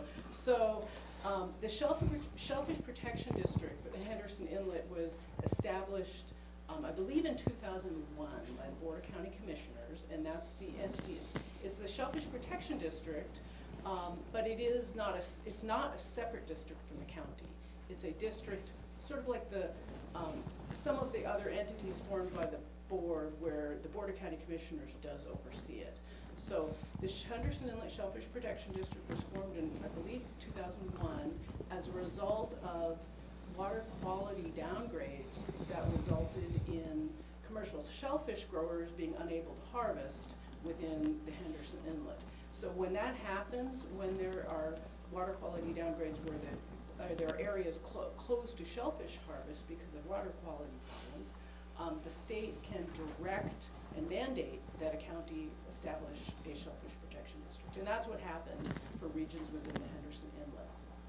So as a result of the district being formed, there was additional work done and study on the area for a number of years, and then there were areas identified where septic systems were identified as causing problems with water quality. And there are also concerns just with the ongoing maintenance and operation and function of the septic systems, because much of the area of the Henderson Inlet Shellfish Protection District is on septic.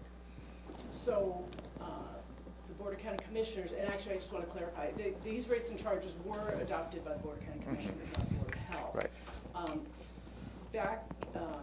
The rates and charges were adopted effective the beginning of 2006 to fund a septic operation and maintenance program within a portion of the Shellfish Protection District. And this is where there's this tie to the Shellfish District and actually the sanitary code and the authority of the Board of Health. Because what happened is the Board of County Commissioners approved the rates and charges.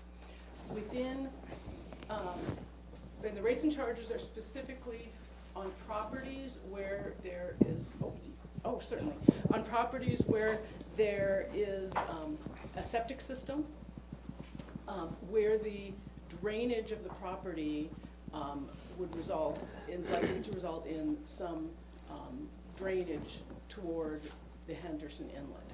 And so it's not the whole Shellfish Protection District that is charged these rates and charges, just a smaller area which is identified in the sanitary code under the authority of the Board of Health as a Henderson watershed protection area.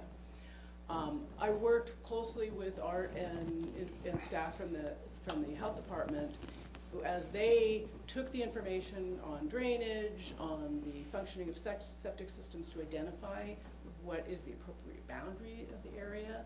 The code does have the health department look at the map of the area that is charged on an annual basis. Because there may be properties that are no longer on septic, there may be new septic systems where charges should be added. The other thing is that the rates and charges are geared to the programs and services of this septic program. And so, for example, shoreline programs are charged a different rate because they have a dye trace program. Whereas inland properties have a different rate, a lower rate, because they are not dye traced. And so the services that are provided that is what dictates what the specific rates and charges are for the program. That's sort of the basics of it. The other thing is that the rates and charges were originally adopted for a 10-year period with a sunset unless reenacted or reapproved by the Board of County Commissioners, and that occurred in 2017.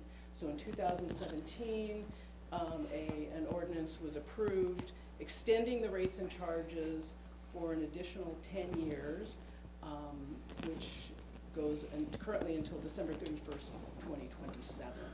So that's sort of the current state in general. Can I ask? Yeah, certainly. Yeah, go ahead. So that's a good overview, and thank you. And then the question we're getting that I wanted to find out more about was, there seems, for example, with Mr. Pettit's letters and testimony, there seems to be a question about the annual review, and is that just to remove people that have hooked up to sewer or have started a new septic, or can there be a deeper level where, you know, he points to a study, and it was just an excerpt, I don't know where the study came from or who did it, but it seemed to say that this area isn't really affecting Henderson Inlet, and could that be legally a basis to remove it from the fee district? And he's pointing, I've got this map, and he's pointing to this area down here, and some 2007 study the county did that would suggest that it shouldn't be part of that area. But reading the statute, it seemed, or reading the portions of the statute that were made available to me, I haven't read the whole scheme, but the portions that were made available, I could read it both ways, frankly. I could understand why he's reading it the way he's reading it, but I also could understand if that was simply designed to be an inventory of, like, once you're identified, then you're identified as contributing to Henderson Inlet, and all we're doing in this annual review is picking out people that are no longer part of the septic world, if I could put it that way, versus the way he is interpreting it, which is the annual review could be deeper. It could be looking at saying, we've got evidence now that really that area isn't really hurting Henderson Inlet, so therefore there would be a basis to remove it from being taxed or feed or charged. Right. So I want to turn it over to Art in just a second, because I think he can provide more information about that annual review and the information that goes into it. But basically, it's in the sanitary code approved by the Board of Health, which says that the health officer should review the maps annually to update the boundary based on any new information obtained regarding drainage flow and location of on-site sewage systems and other improvements. So it's a fairly broad statement.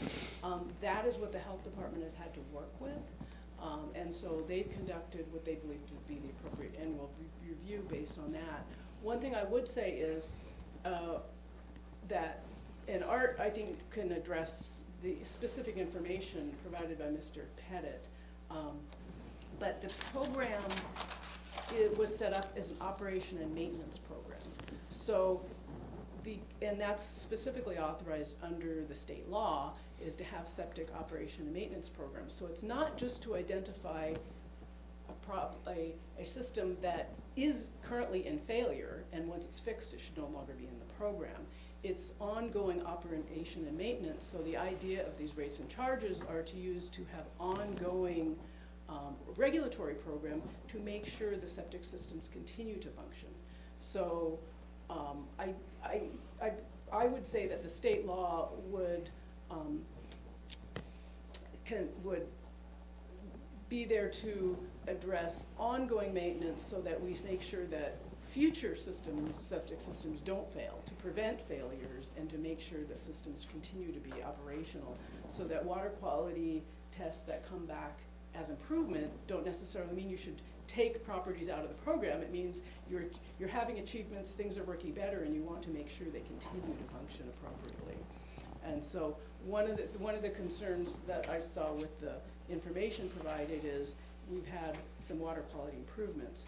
That certainly it's within the board's prerogative in terms of how to continue the program, but the program that's currently set up is to continue that oversight of operation and maintenance to make sure the septic systems continue to operate appropriately.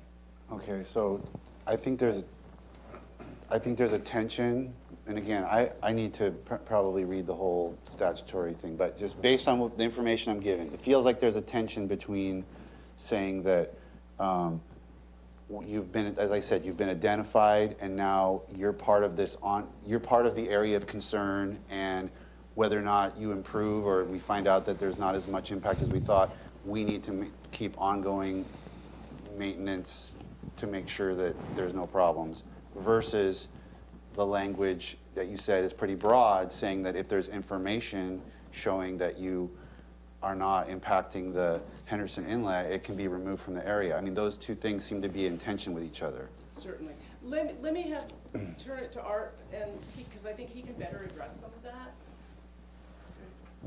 So I'm Art Starry, the Environmental Health Division Director, and let me drink that. As Jane indicated, I've been involved with the Henderson program and the Nisqually program since before their inception. I could talk about how long I've been here, but that gets depressing. I think when you go back to what the language in there talks about adjusting boundaries, there's a couple of things that are happening. As Jane indicated, what we're typically doing what we are doing on an annual basis is adjusting the assessment rule based on whether or not a new septic system's been added to a property, or whether or not a property or one's been removed from a property, typically by sewering or sometimes because of abandonment of properties, those sorts of things. And that's what happens on an annual basis, and that information is then shared with the State Department of Health through maps and things. The reports that we do actually aren't a written text volume. They're actually a data thing with like 7,000 rows of data that talk about, or that indicate which properties have been added or reduced from the assessment roll. When this was originally done, I think the issue was, or the biggest concern was that we were getting better methods of actually identifying watershed boundaries. If you were to go back into history, you'd see that the first map that was developed for Henderson and Nisqually is different than the one we have today.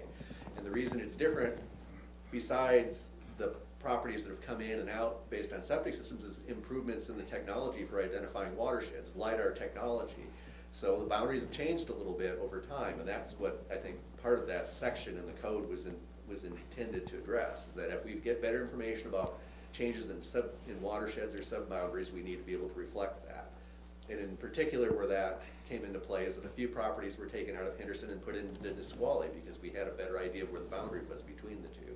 And then I think there's a few properties on the outskirts of Henderson that were added or deleted based on the improvements in technology. So that's one thing. And as Jane indicated, you can argue some different things about whether or not a property should be removed if there's drainage improvements or something. But I think it's also important to recognize that if you were to read those reports that were cited, and I have them, it's that while it's true that some of the stormwater improvements in Tanglewild have resulted in reduced discharge to the Tanglewild stormwater facility, if you look at the pollutant reports, you'll still see there's lots and lots of nitrogen and other pollutants being discharged through that stormwater pipe. And if you also look at the whole report, it says that while the soil types and things are such that overland flow is reduced, subsurface flow is still a significant problem. And that those same watershed areas where Mr. Pettit is talking about the fecal coliform levels have been reduced, the nutrients or nitrogen, other pollutants are still present. And they're identified as, those areas are identified as high contributors to nutrients in Woodland Creek. And so there's a question there about, I think that when this was looked at actually by the advisory committee and the recommendations of the board, these areas are still contributing pollutants to water, surface water.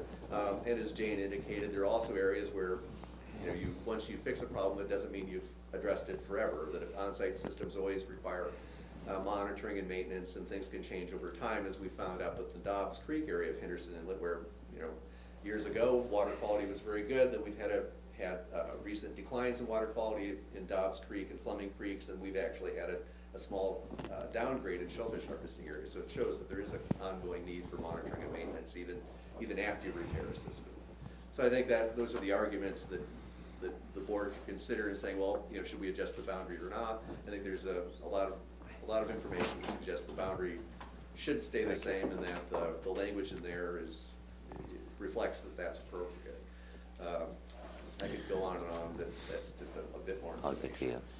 Sorry. Go ahead. No, go ahead. The second piece of what I think Mr. Pettit has argued, and this one I'm less concerned about, but I'd like to hear your answer, or I'd like to be able to flesh out my understanding of it, is the second part of his argument is, well, for certain areas, like the one he's identified here, Tanglewild, I guess, $41 a year, he says, is his charge, and he gets a form letter that says, be mindful of septic issues, and he feels there's a disconnect. Now, I'm certain that I'm not certain, I'm guessing that there's more to where that $41 goes than just printing out his form letter about his septic. It goes to the overall program, but not having that information, I was not able to articulate all the different pieces of the program, so I wanted to sort of hear about that. So the ordinance that was adopted by the board actually highlights some of those things, but there's, as you've indicated, there's quite a bit more to sending out a letter. There's all the data management pieces that are associated with that. So there's and this isn't really the highlight, but it's part of the thing, is that in order to send the letter, you need to monitor the records that are associated with each septic system. You have to maintain databases. You need to have staff to evaluate that sort of stuff. You need to have the staff that can respond to failures that come up. The other thing that comes up is that there's a big chunk of that ends up going for education and outreach. One of the things that's gone very, very well in Henderson and Nisqually is that we have classes that teach people how to monitor and maintain their septic systems so they can be self-certified, so that way they don't have to hire somebody to maintain them. At least that's for most septic systems within Henderson Inlet. So that's a several-hour class that takes place several times a year. And as you might imagine, it takes quite a bit of time to set that up and to actually have staff to conduct that. So those are the sorts of things that are going into the rates and charges, and water quality monitoring. We have limited capacity to do some investigative work, as well as doing all the monitoring and maintenance oversight that's necessary for the program. So those are the things in a nutshell that go into that. So that the $41 or whatever the rate is, that's what that's paying for. So it's more than just printing a piece of paper and putting a stamp on it. There's a lot of work that went behind that letter, and then there's a lot of other services that are available to folks as well. Okay, go ahead. Just so I get a little bit of a understanding here, I'm going to bounce around a little bit. Okay. Apparently, I'm an attorney here, so she can help. Yeah. Apparently, there is some kind of a file that we must maintain from 2001 on about whether it be state law or coordination with the county to develop this shellfish protection area, I suppose. And then one of the questions would be by one of the citizens that came forward on the annual report. It sounds like maybe you don't have a annual report with verbiage all the time, but you have annual review of a lot of numbers, it sounds like, and maybe water quality issues. If a citizen wanted that, is there such a thing as a consolidated, this is the annual report or the annual review, so we stay within, I guess, the letter of the law. If we said, or the state said we needed an annual report, is that covered somehow? Well, I'm not done yet, but go ahead if you've got an answer on that. well, and so the way this is written is it says that we do an annual review, but it doesn't specify that there's an annual report. So we actually, with a few exceptions, haven't gone and actually written a written assessment that talks about how things change. What it is, it's a data evaluation, which is then used to determine whether properties have septic systems or not, and then that's used to work with the treasurer's office to update the assessment roll. Now, the way that we do actually summarize that is twice a year the State Department of Health asks us to send them information for our septic system management areas. And so things are summarized there as far as the number of properties that are within Henderson and the percentage of them that are in compliance or meeting the monitoring and maintenance schedule that's required by the county code and state law. So it is summarized in another area, but they're serving two separate purposes, but they, I guess, accomplish the same thing. I guess what I'm trying to prevent is a bunch of work on staff to come up with everything if we don't have it summarized at some point. So I'm just asking, so we have some kind of a report. Right. It sounds like that we could give a citizen that comes forward. Right, and then some of the information you may recall a couple of years ago when we were talking about reenacting the Henderson program, I was able to share with you the number of systems and what percentage were current on operation and maintenance and that sort of stuff. So that's the information we can develop, and again, we have a lot of that, yes. And when we reenacted that prior board in 2017, I guess the majority on this board, that was for another 10-year period. And didn't we adjust the rates again at that point in time and try to make it more fair to all participants? Correct. So there was some minor adjustments to the inland properties and to the shoreline properties. And the other thing that we did, and you were quite concerned about this and in support of it, was making sure that properties that had more than one septic system paid an additional charge to help pay for the services that they receive and the extra effort it takes to oversee monitoring and maintenance on that. So there's an additional $10 per septic system charge for properties that have more than one septic system. Prior to that, it was whether you had 1 or 20, you paid the same amount. And so that was an attempt to equalize that or make it more equitable.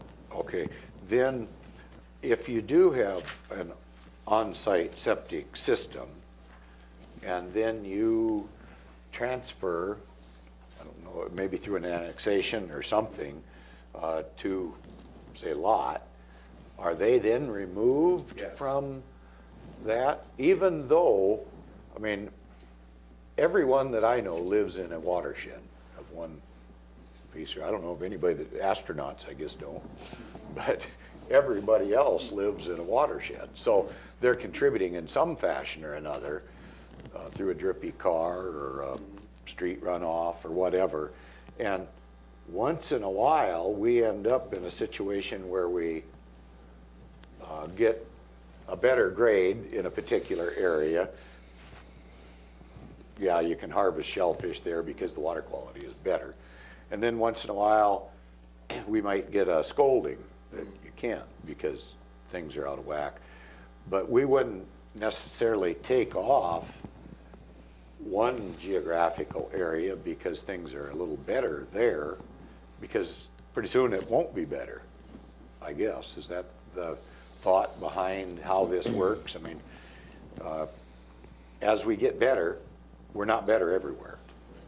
And we're still in that particular watershed, Henderson, Nisqually, whatever. Is that the way that works? So yeah, if a property is still served by a septic system and it's within the defined watershed or these special protection areas, then they stay in the program, at least unless the Board of Commissioners and the Board of Health decide otherwise, but that's what we've been doing.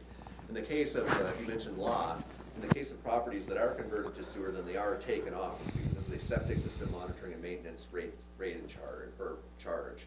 So for instance, the Woodland Creek Estates properties in Covington, when those properties were converted to sewer, they were taken off of this assessment. So they no longer pay at all, even though they live in the watershed? Yeah, because this is dealing with septic systems. Solely, it has nothing to do with runoff from the roads? There are other programs that charge fees, for instance, the Conservation District Assessment, they still get to pay that sort of stuff. Stormwater things, those sorts of things still apply, but because of the nature of this program, it was intended to fund a program dealing with septic system monitoring and maintenance. If you don't have a septic system, then it doesn't apply. What about if you just have a 55-gallon drum?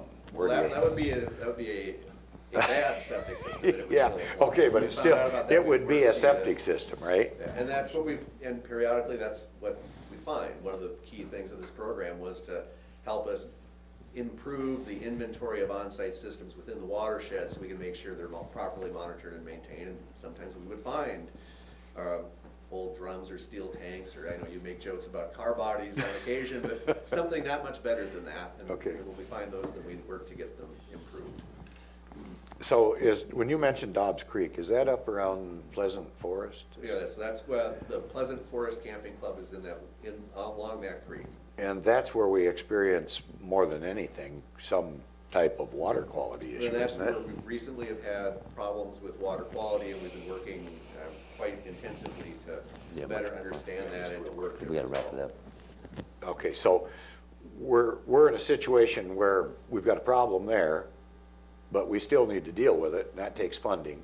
And so for the whole watershed that's addressed in that particular area, I mean, that's an example of things are better elsewhere, but not so good there, and we need resources to deal with that, right? Yes. Okay. Okay. And so we've met all of our commitments of the deficiencies brought forward by a citizen, is what I'm hearing, that, we just don't take people off because things are better in one area. And that's the way we've been doing stuff, again, and that's been the way we've interpreted that and worked with that. Again, if as policymakers you think that we need to refine that at some point, then that's what we'll do, but that's what we've been doing.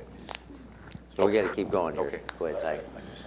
Well, I guess I'm just going back to the concept of, it makes perfect sense that we would do the review to make sure who's taking off septic and stuff, but at the beginning, you said it was pretty broad language about any other information. I guess as somebody reading the statute or the ordinance and saying, what do you mean? Like if it's that cut and dry, why would you have that language in there about any other information? What would that look like? Why would that language be in there? Usually language is not in a statute to be superfluous. as a principle of legal construction.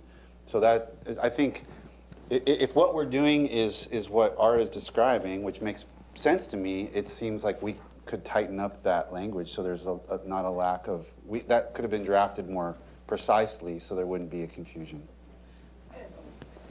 Thank you. Right, and as Art mentioned, back in the early 2000s when this language was drafted, there was some new technology like the LiDAR mapping that he talked about. And I think that was part of the anticipation that there could be new mapping technology and that kind of other information that could be used to determine, well, what are the drainage flows? What really is the drainage basin? But certainly, the language about the annual review is in the sanitary code adopted by the Board of Health, and so that could be looked at in terms of tightening up or being more specific as to what the health department should be looking at in terms of the annual review. That could be tightened up or clarified. So that certainly that could be done. I just wanted real briefly to address the issue of other kinds of potential pollution or impacts to water quality. The Henderson Shellfish Protection District does include in the work program elements regarding stormwater, land use, agriculture, water quality testing, and the septic. So the Shellfish Protection District in general does include elements for a variety of impacts to water quality. But when the Board of Commissioners determined to impose the rates and charges, it was for one program, not all those other things, which have some other funding sources like the stormwater utility and other things.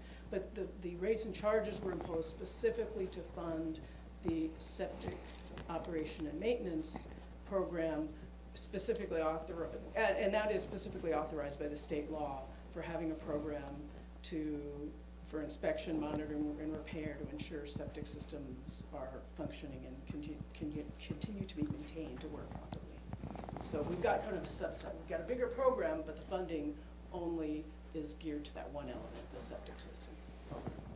So we'll get rebriefed then on any amendment or update on any wording document that we have that might be tightened up? Well, I guess it would, I suppose, initiate through the health department, but I guess in order to draft additional language, I think from my standpoint, I'd need some additional input about what what would be intended, what the board would like to see in terms of what exactly the board would want the health department to be directed to look at on an annual basis. Okay. So. Yeah, we'll bring this item for further discussion down the road. And could you, Ramiro, like if Mr. Pettit's here today, could you direct him to review this discussion? I don't want everybody having a draft bunch of memos, I did mention, because it's all right here, all the information. I did mention to him last week that I encouraged him to look at, review the recording of the agenda settings. So I will do that this afternoon. Yeah, again. from say 11 a.m. to 11:20, he should review this because it'll answer a lot of his questions, hopefully. And it makes sense to me, if I weed my yard, I'm not done. They're going to come back. If I fertilize my grass, I'm not done. I'll have to do it again. And if we save 100 gophers, 100,000 gophers, or 1 million, we're always going to be in perpetuity having to keep this ongoing maintenance program, and it's going to cost money.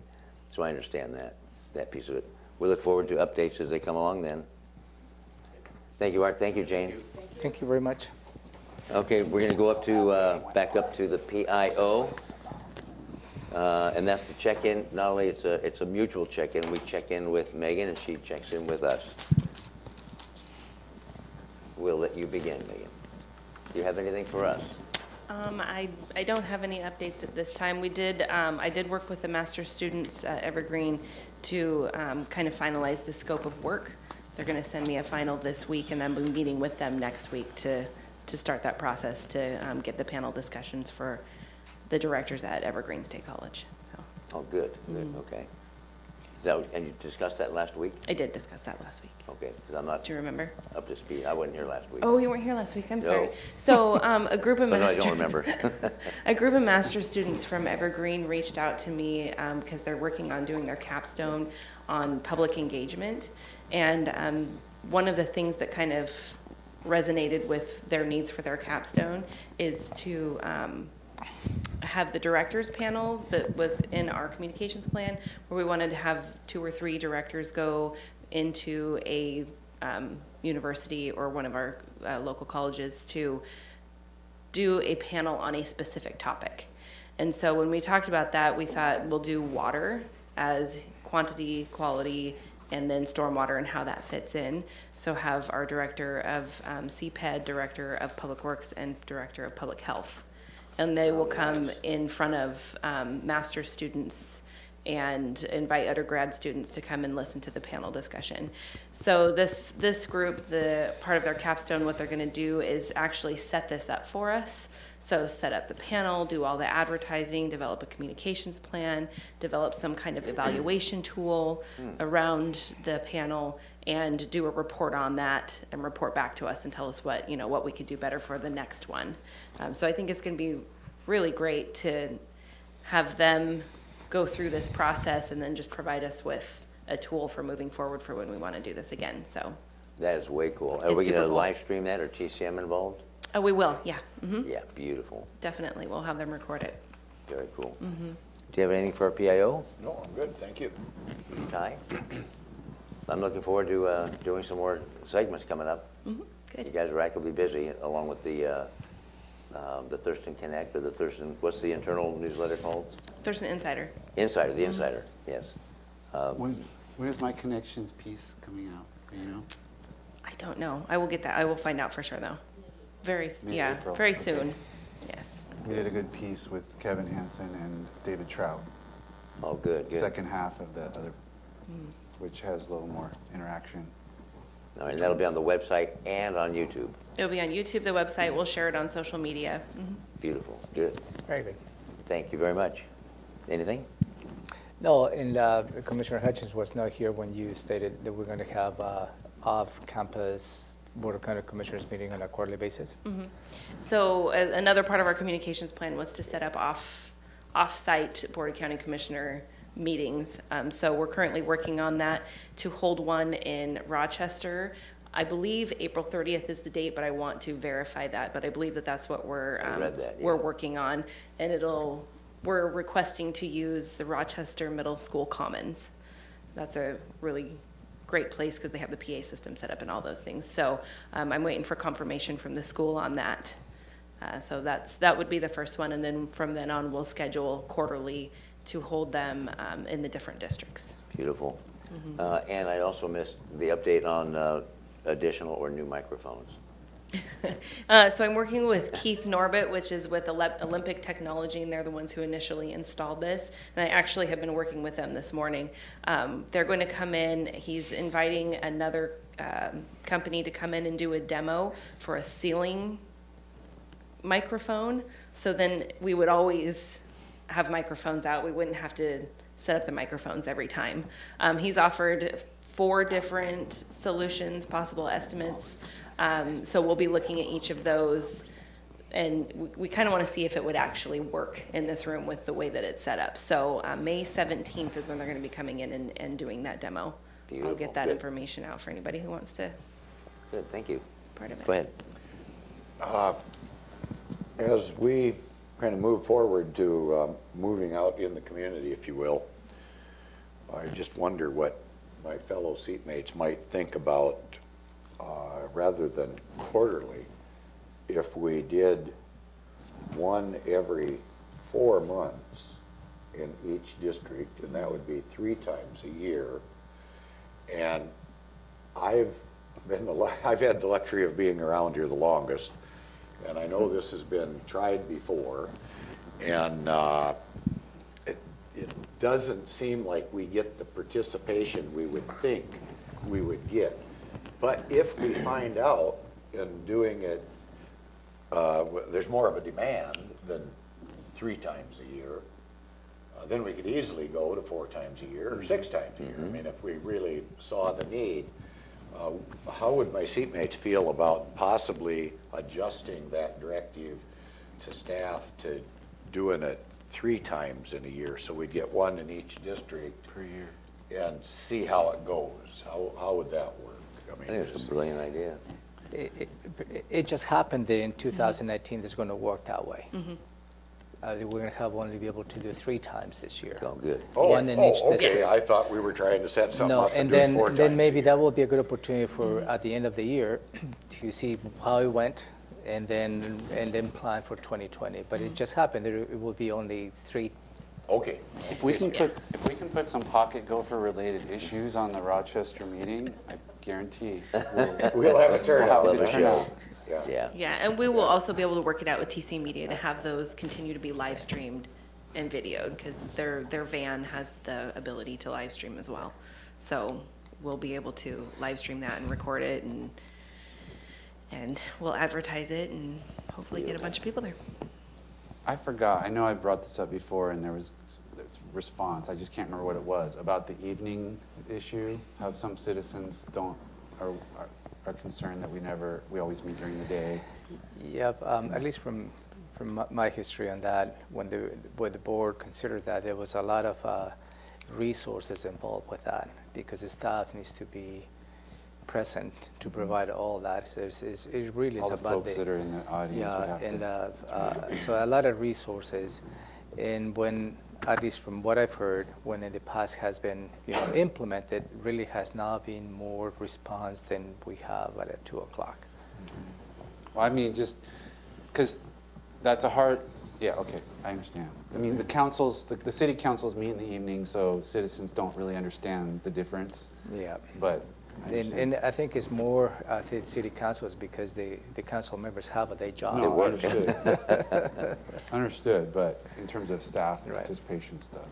And I also wanted to point out, we're scheduling these to be 5:30 in the evening. Oh, we are? So these won't be at 2 p.m. All right, well, it starts later. No, this is start. Yeah, that's, okay, that's what I remember. I thought we had addressed it somewhere. The offside is it starts 5:30 or 6. We need to determine that. Yeah. Okay, well, there you go. Jump in.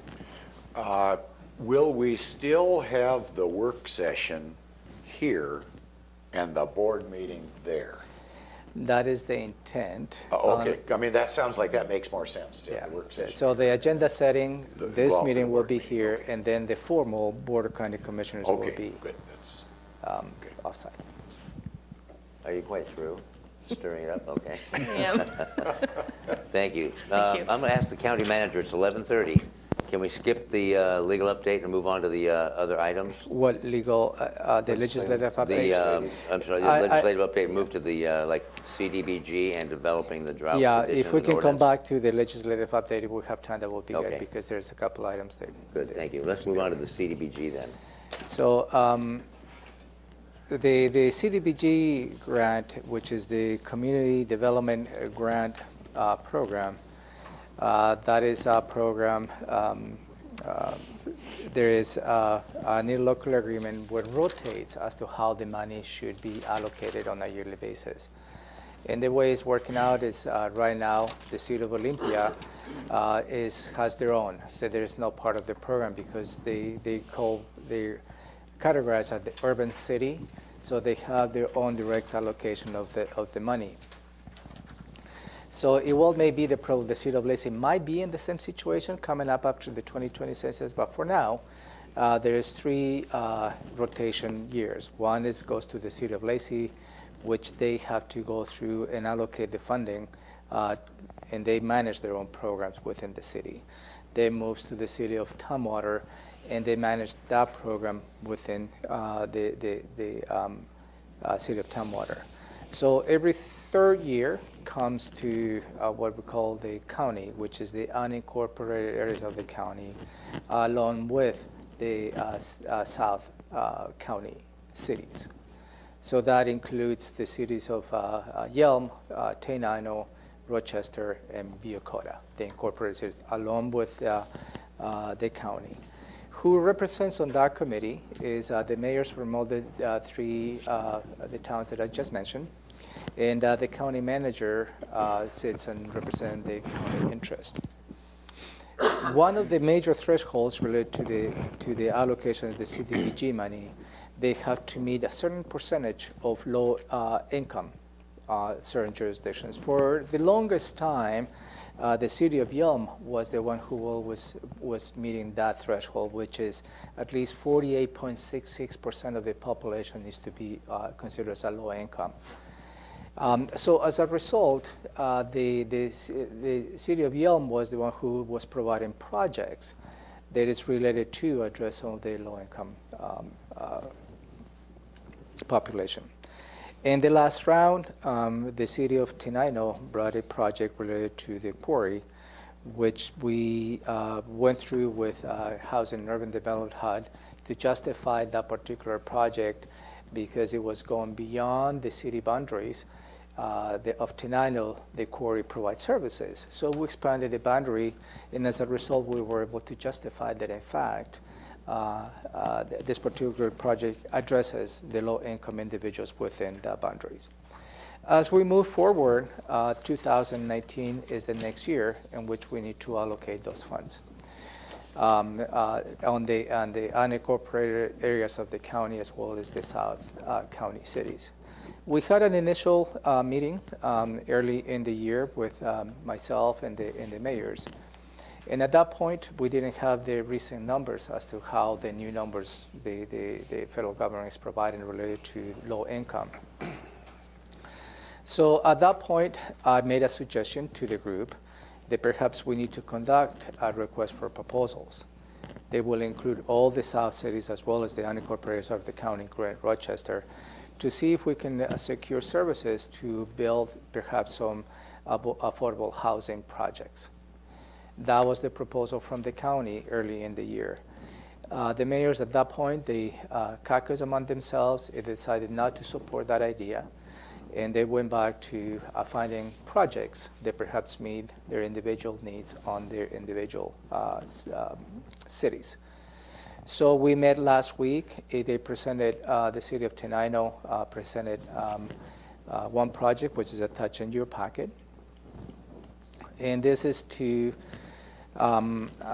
fund the quarry house. Is the quarry house, which has probably a cost of just about $400,000, right? The funding available that we have this year is just about $1.2 million. Off the top, we take the contributions to go to the CIP from the South City. So that goes out. It's about less than $50,000, but that's coming off the $1.2 million. For the what? The TIP? CIP. Oh, CIP. Okay, thank you. CIP. CIP.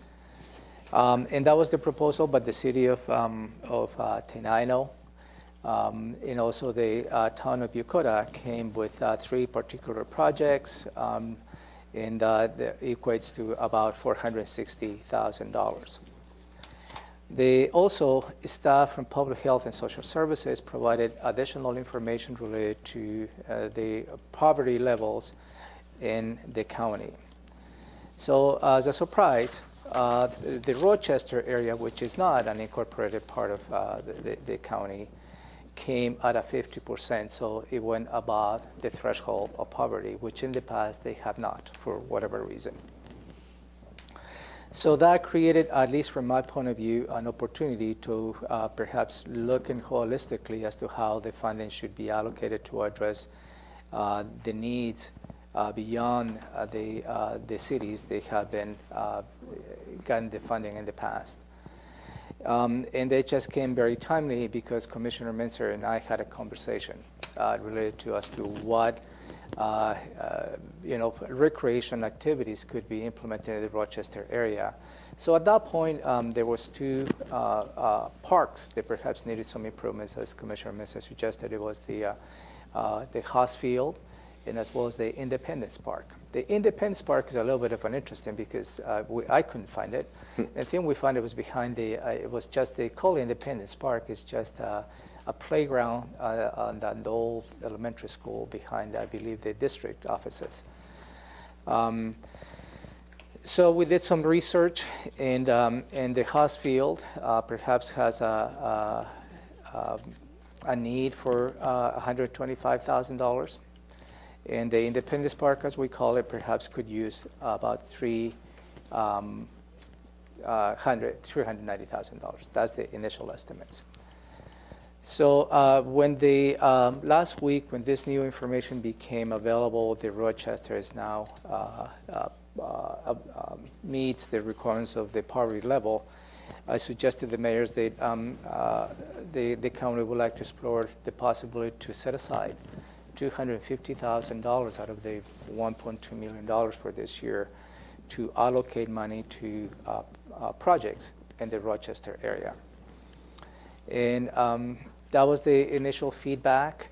And with the understanding that on April 25th, the same group is going to convene, and we're going to be talking about what projects they need to be funded.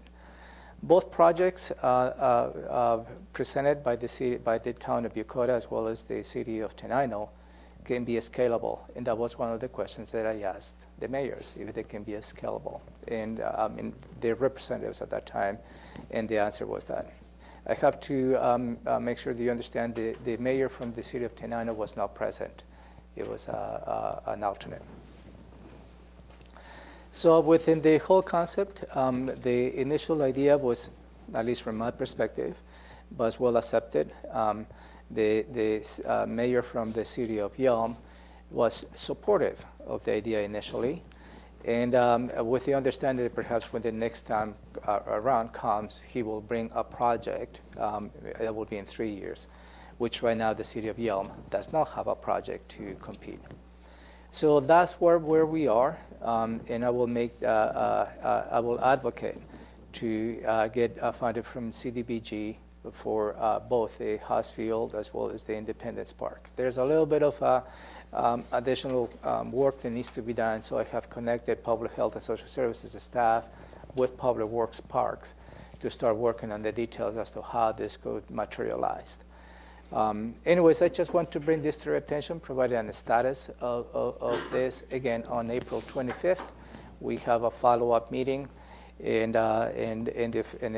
again, the official request from the county is to set aside $250,000 as a CDBG money allocation 2019 to allocate projects within the Rochester area. As we know, the Rochester is unincorporated, doesn't have a body that can probably represent their needs, and I believe the county plays that role, and we shall play that role.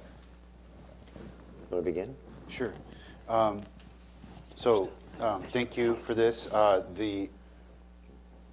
of those two, and hopefully we can, I don't know what the thought is about taking our money and, well, first I want to say that the impact fees from the park impact fees is another big concern I have, and if there's a way to wrap that into this to get, to bolster our scope and scale of what we're trying to do, I'd want to hear what the options are for that.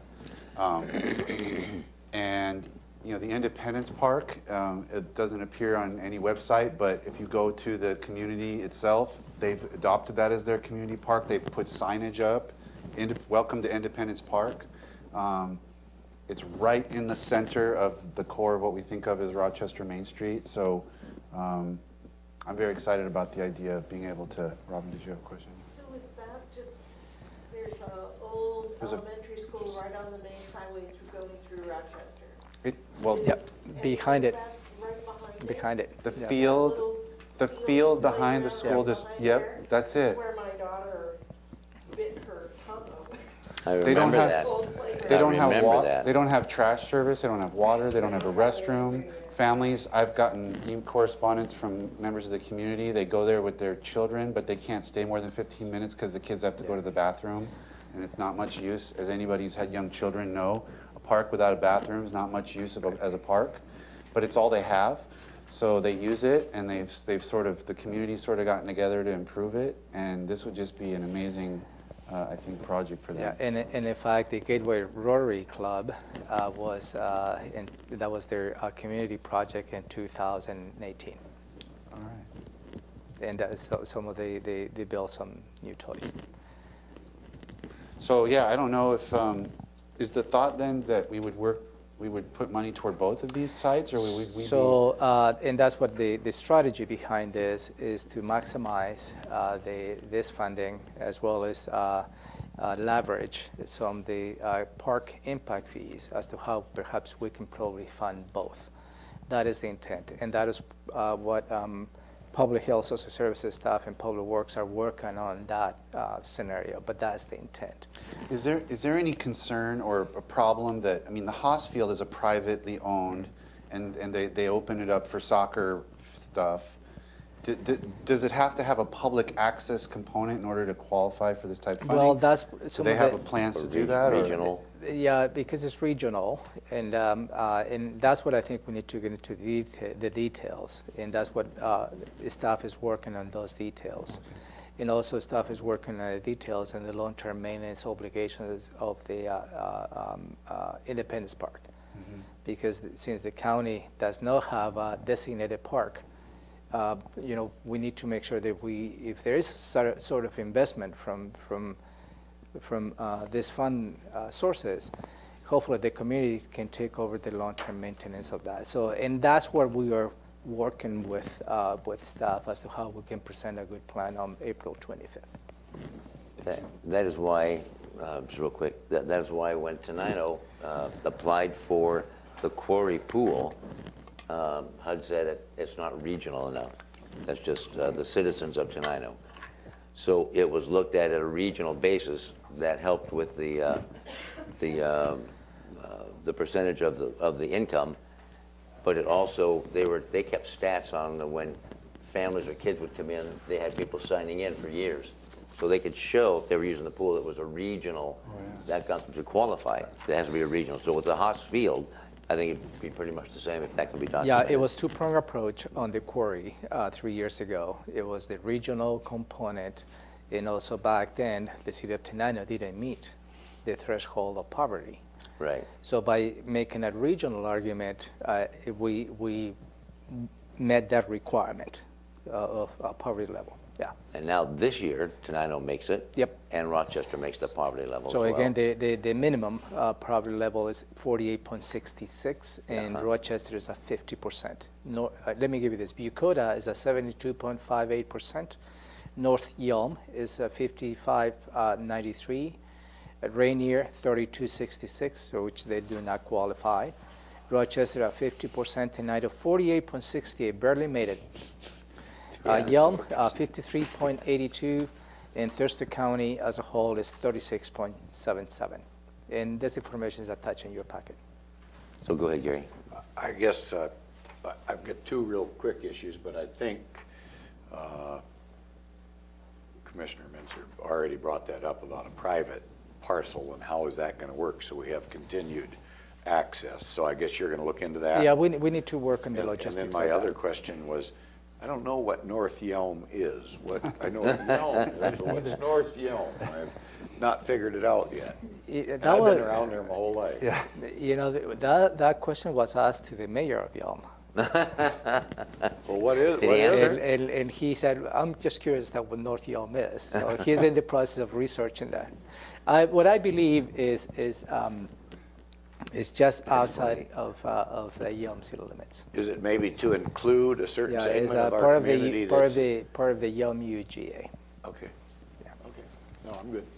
So my questions surround kind of what we discussed yesterday, and I've had conversations with South County. And number one, the fee that comes in, the money that comes into the county for this CDBG grant money, how much does the county take off the top for administrating? Do you remember the administrative fee? We just take up at 10%. Yeah. County administration, 20% of the total. 20%, which equates to how much money? You do the math for me. 240,000 according to what's in. That's what I saw, that 240,000 county administration. Okay, and is there an MOU between the county and the cities as to how the CDBG grant will be rotated? And I'm doing this for public consumption. Yeah, we have an MOU how the rotation works, and I believe you renewed those agreements last year. With the cities in the With south? the cities and the south cities. Okay. But in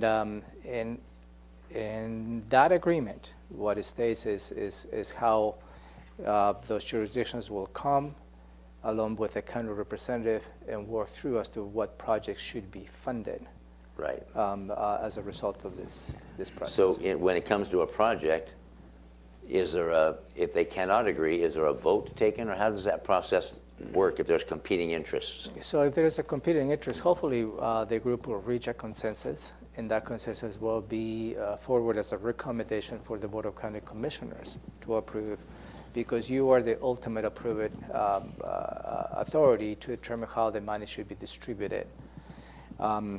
But if there is not a consensus, then perhaps a majority recommendation will come to you, and at that point, you will make your decision based on that.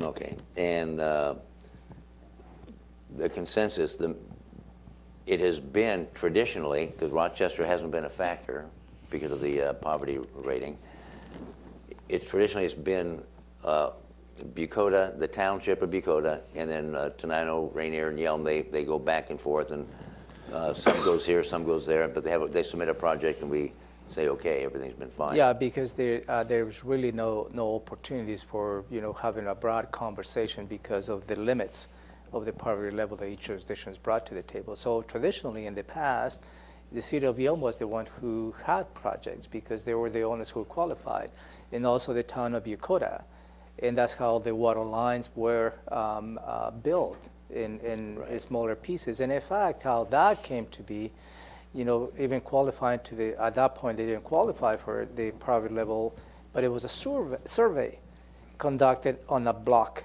basis.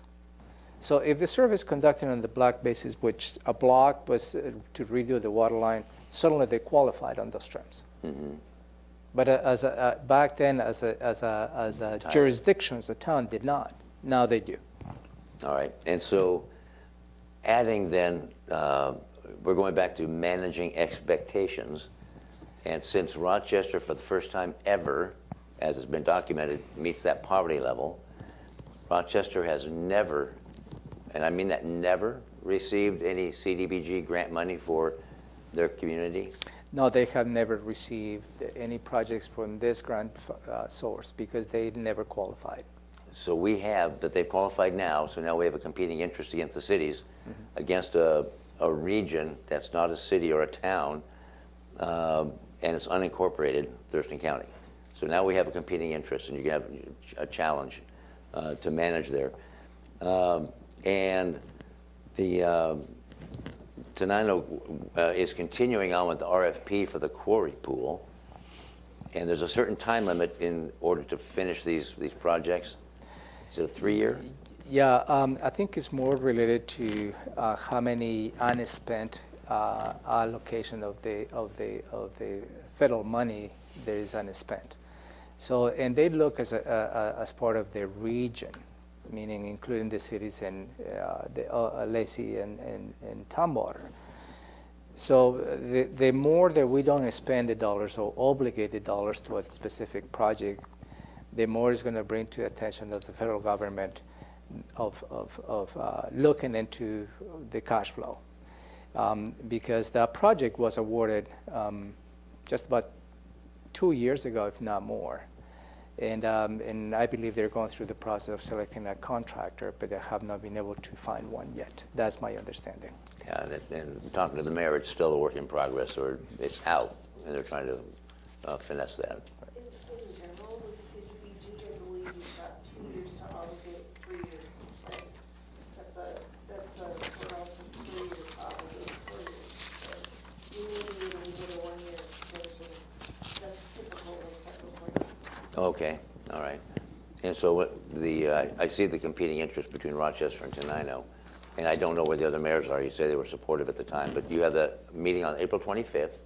Coming up. And subsequent to that, then it's brought back to us to decide? Yeah, because at that point, hopefully, either we reach a consensus or majority rules in terms of bringing recommendations to the board.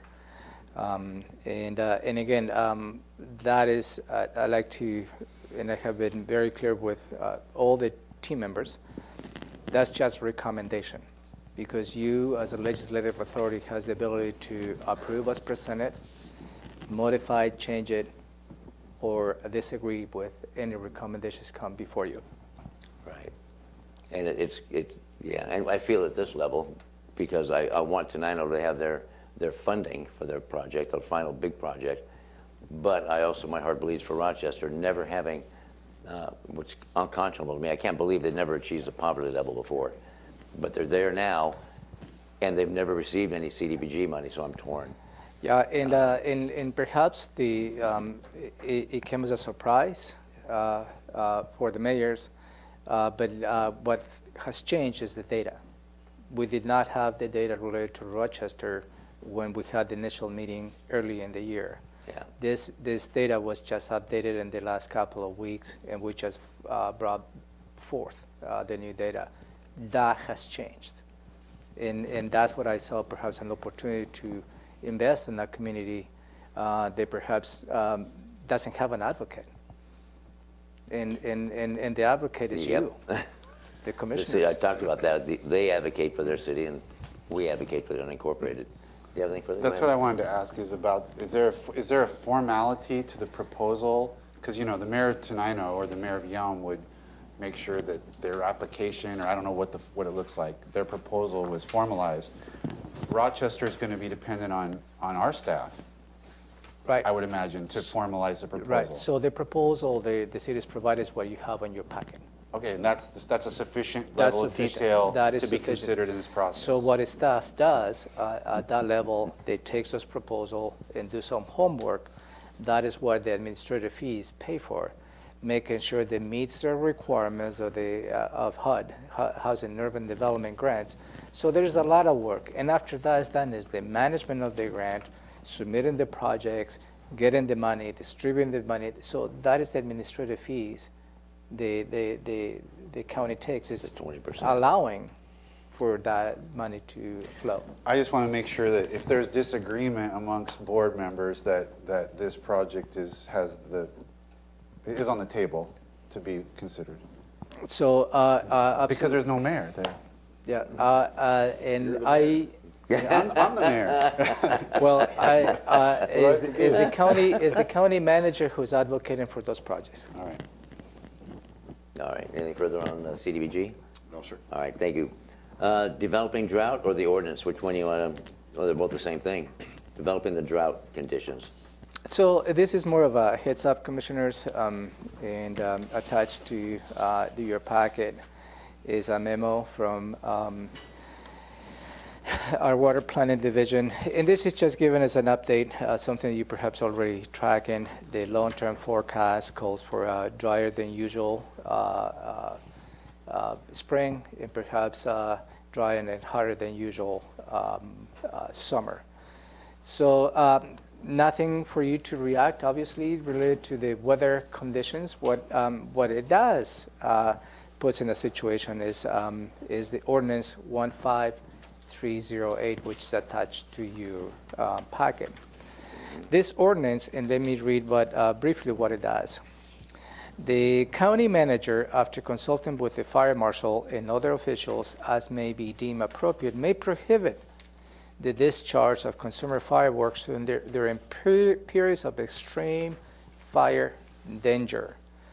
The prohibition shall be in effect 1 day prior to the date of consumer fireworks may legally be sold under Chapter 7077 RCW. The RCW 7077 states that the legal purchase of fireworks should be on the 28th date of June at 9 o'clock to 11 o'clock p.m. each day until July 4th. So the reason that I'm bringing this to your attention, and as we go through every year, we'll be looking at the weather conditions, we'll be consulting with the fire marshal, and also we'll be consulting with the fire districts to determine and monitoring the weather conditions, whether warrant the county manager, obviously with the consultation of the board, whether a ban on discharging fireworks may take effect or not. That's all I have for that one. Thank you. And do you know who the fire marshal is? I don't think I do. Josh Cummings, director of CPAC. Josh Cummings, yeah. He has a special hat that he wears. All right, so we'll be talking about this over the next couple of months anyway. Yeah, I'll keep you an update, and I will play my role of weatherman here until that comes, and I'll give you a Meteorologist, I perspective. think. Yeah, that's right. Yeah. And groundwater is currently several feet below normal for March. We do something about that also, you guys? Please, thank you. All right. Biochar. Biochar, yeah. Do you have anything on the ground or the drought condition? Nope. All right. Problem solved, gentlemen. Legislative update? Yeah, a quick update. I'm not going to go through all the different bills. Thank you. We'll leave it up to you, but is a couple of highlights. The House budget, as I reported last week, the operating budget includes $1,094,000 in 2019 in the supplemental, and the same amount for 2020, 2021 related to the Thurston County court impact fees. Good news. Yeah. The operating budget for the House of Representatives does not include extraordinary costs for indigent defense that we submitted, and that's just about $430,000. The Senate version of the operating budget, which was released on this past Friday, includes $750,000 for the court impact fees. Includes both on the supplemental budget as well as the 2020-2021 biennial budget. That amount is $750,000. But also includes a reimbursement for extraordinary costs for indigent defense on $430,000 for Thurston County. So that's good news. What I ask Commissioner Menser and Commissioner Edwards is to reach out to some of the Senate representatives, perhaps on the Senate, because right now they're going through the process of introducing amendments, for them to introduce an amendment to bring the $750,000 to the $1,094,000, both in the supplemental for 2019 as well as at the biennial 20 and 21. And I believe Commissioner Menser is trying to reach out to Senator Hunt, and I believe Commissioner Edwards is reaching out to Senator I already did. Good. Yes, Well, Yes, Yeah, we Senator Braun. Braun. Right. Did you talk to him? We were told that we weren't going to probably get Senator Hunt by phone, but we were given his personal cell to send him a detailed text. We were told, and I did that. He said he got like 15 different funding, like priority requests, and his assistant wasn't sure where he was at, but I just chimed in, to his personal cell phone by text that these are the important requests that we're hoping he'll back us up Yeah, on. appreciate it. And I think at this point, and Robin can probably elaborate what the next steps are from this point forward, is getting into the negotiations between the House and the Senate. And hopefully we'll be north of 750, and hopefully it's not too south of the $1,094,000 that we can get. That would be a successful legislative activities for the county. And if we manage to incorporate into the final budget the reimbursement for indigent defense, extraordinary costs, that would be extremely beneficial as well. Understood. Good. All right. And then I can probably give you next week the status of the different bills. If I would note one of the bills that ever lists House Bill 1829. It is a portion of that bill that we had talked about last year that gave flexibility to the county. It pulls the Veterans Assistance Levy out of the general fund levy, and that would be worth around $400,000 to the county. So we would definitely want to positive impact. Oh, And you that bet, you one, it passed the House, and it's already in the Senate, that particular bill. got a hearing in Ways 1820. and Means. Yep. And even if it doesn't, it could come back with the bill necessary to implement Yep. making it in. All right. Go ahead. Where are we at on that, the old House Bill 2006, I think it was? on Yeah, flexibility? that's what Robin was saying. That died entirely. It's completely gone. Gone, but this one is portions of it, because the 2006, you may recall, includes also the levy limitations on the public health allocation. Right. So this one only deals with the veterans assistance levy. Okay. Even if we can just get a piece through, that would be really good for us. Anything else? No, that's it. Anything? All right.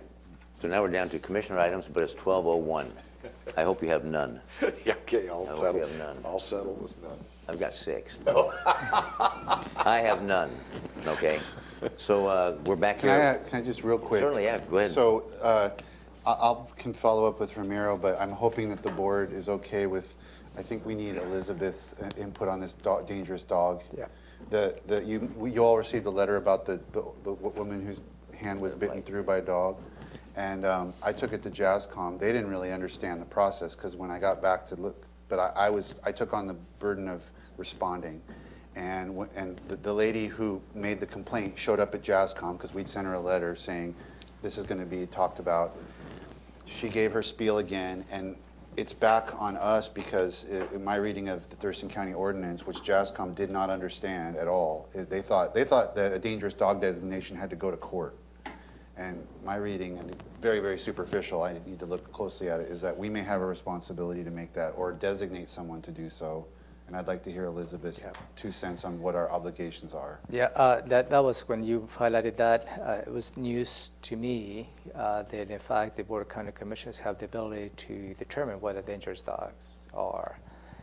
So I will follow up with Elizabeth. Or its designee. Or its designee. And I may be, just like I don't think we necessarily want to be deciding right. whatever No, tree but- gets cut in the county. We may Right. not be wanting to be the ones to decide every dangerous dog in every neighborhood. So we may be thinking about a designee. Perhaps we have enough. your findings created an opportunity. So give me some time to circle back with Elizabeth. Elizabeth is very tied up on the resolution for the levy left. So as soon as she's a little bit free up, then we'll follow up with. Okay, thanks. Yeah. All right, then we are done, and we're back here at 1:30 in the back. Oh, yeah, okay. All right. Thank you, Megan.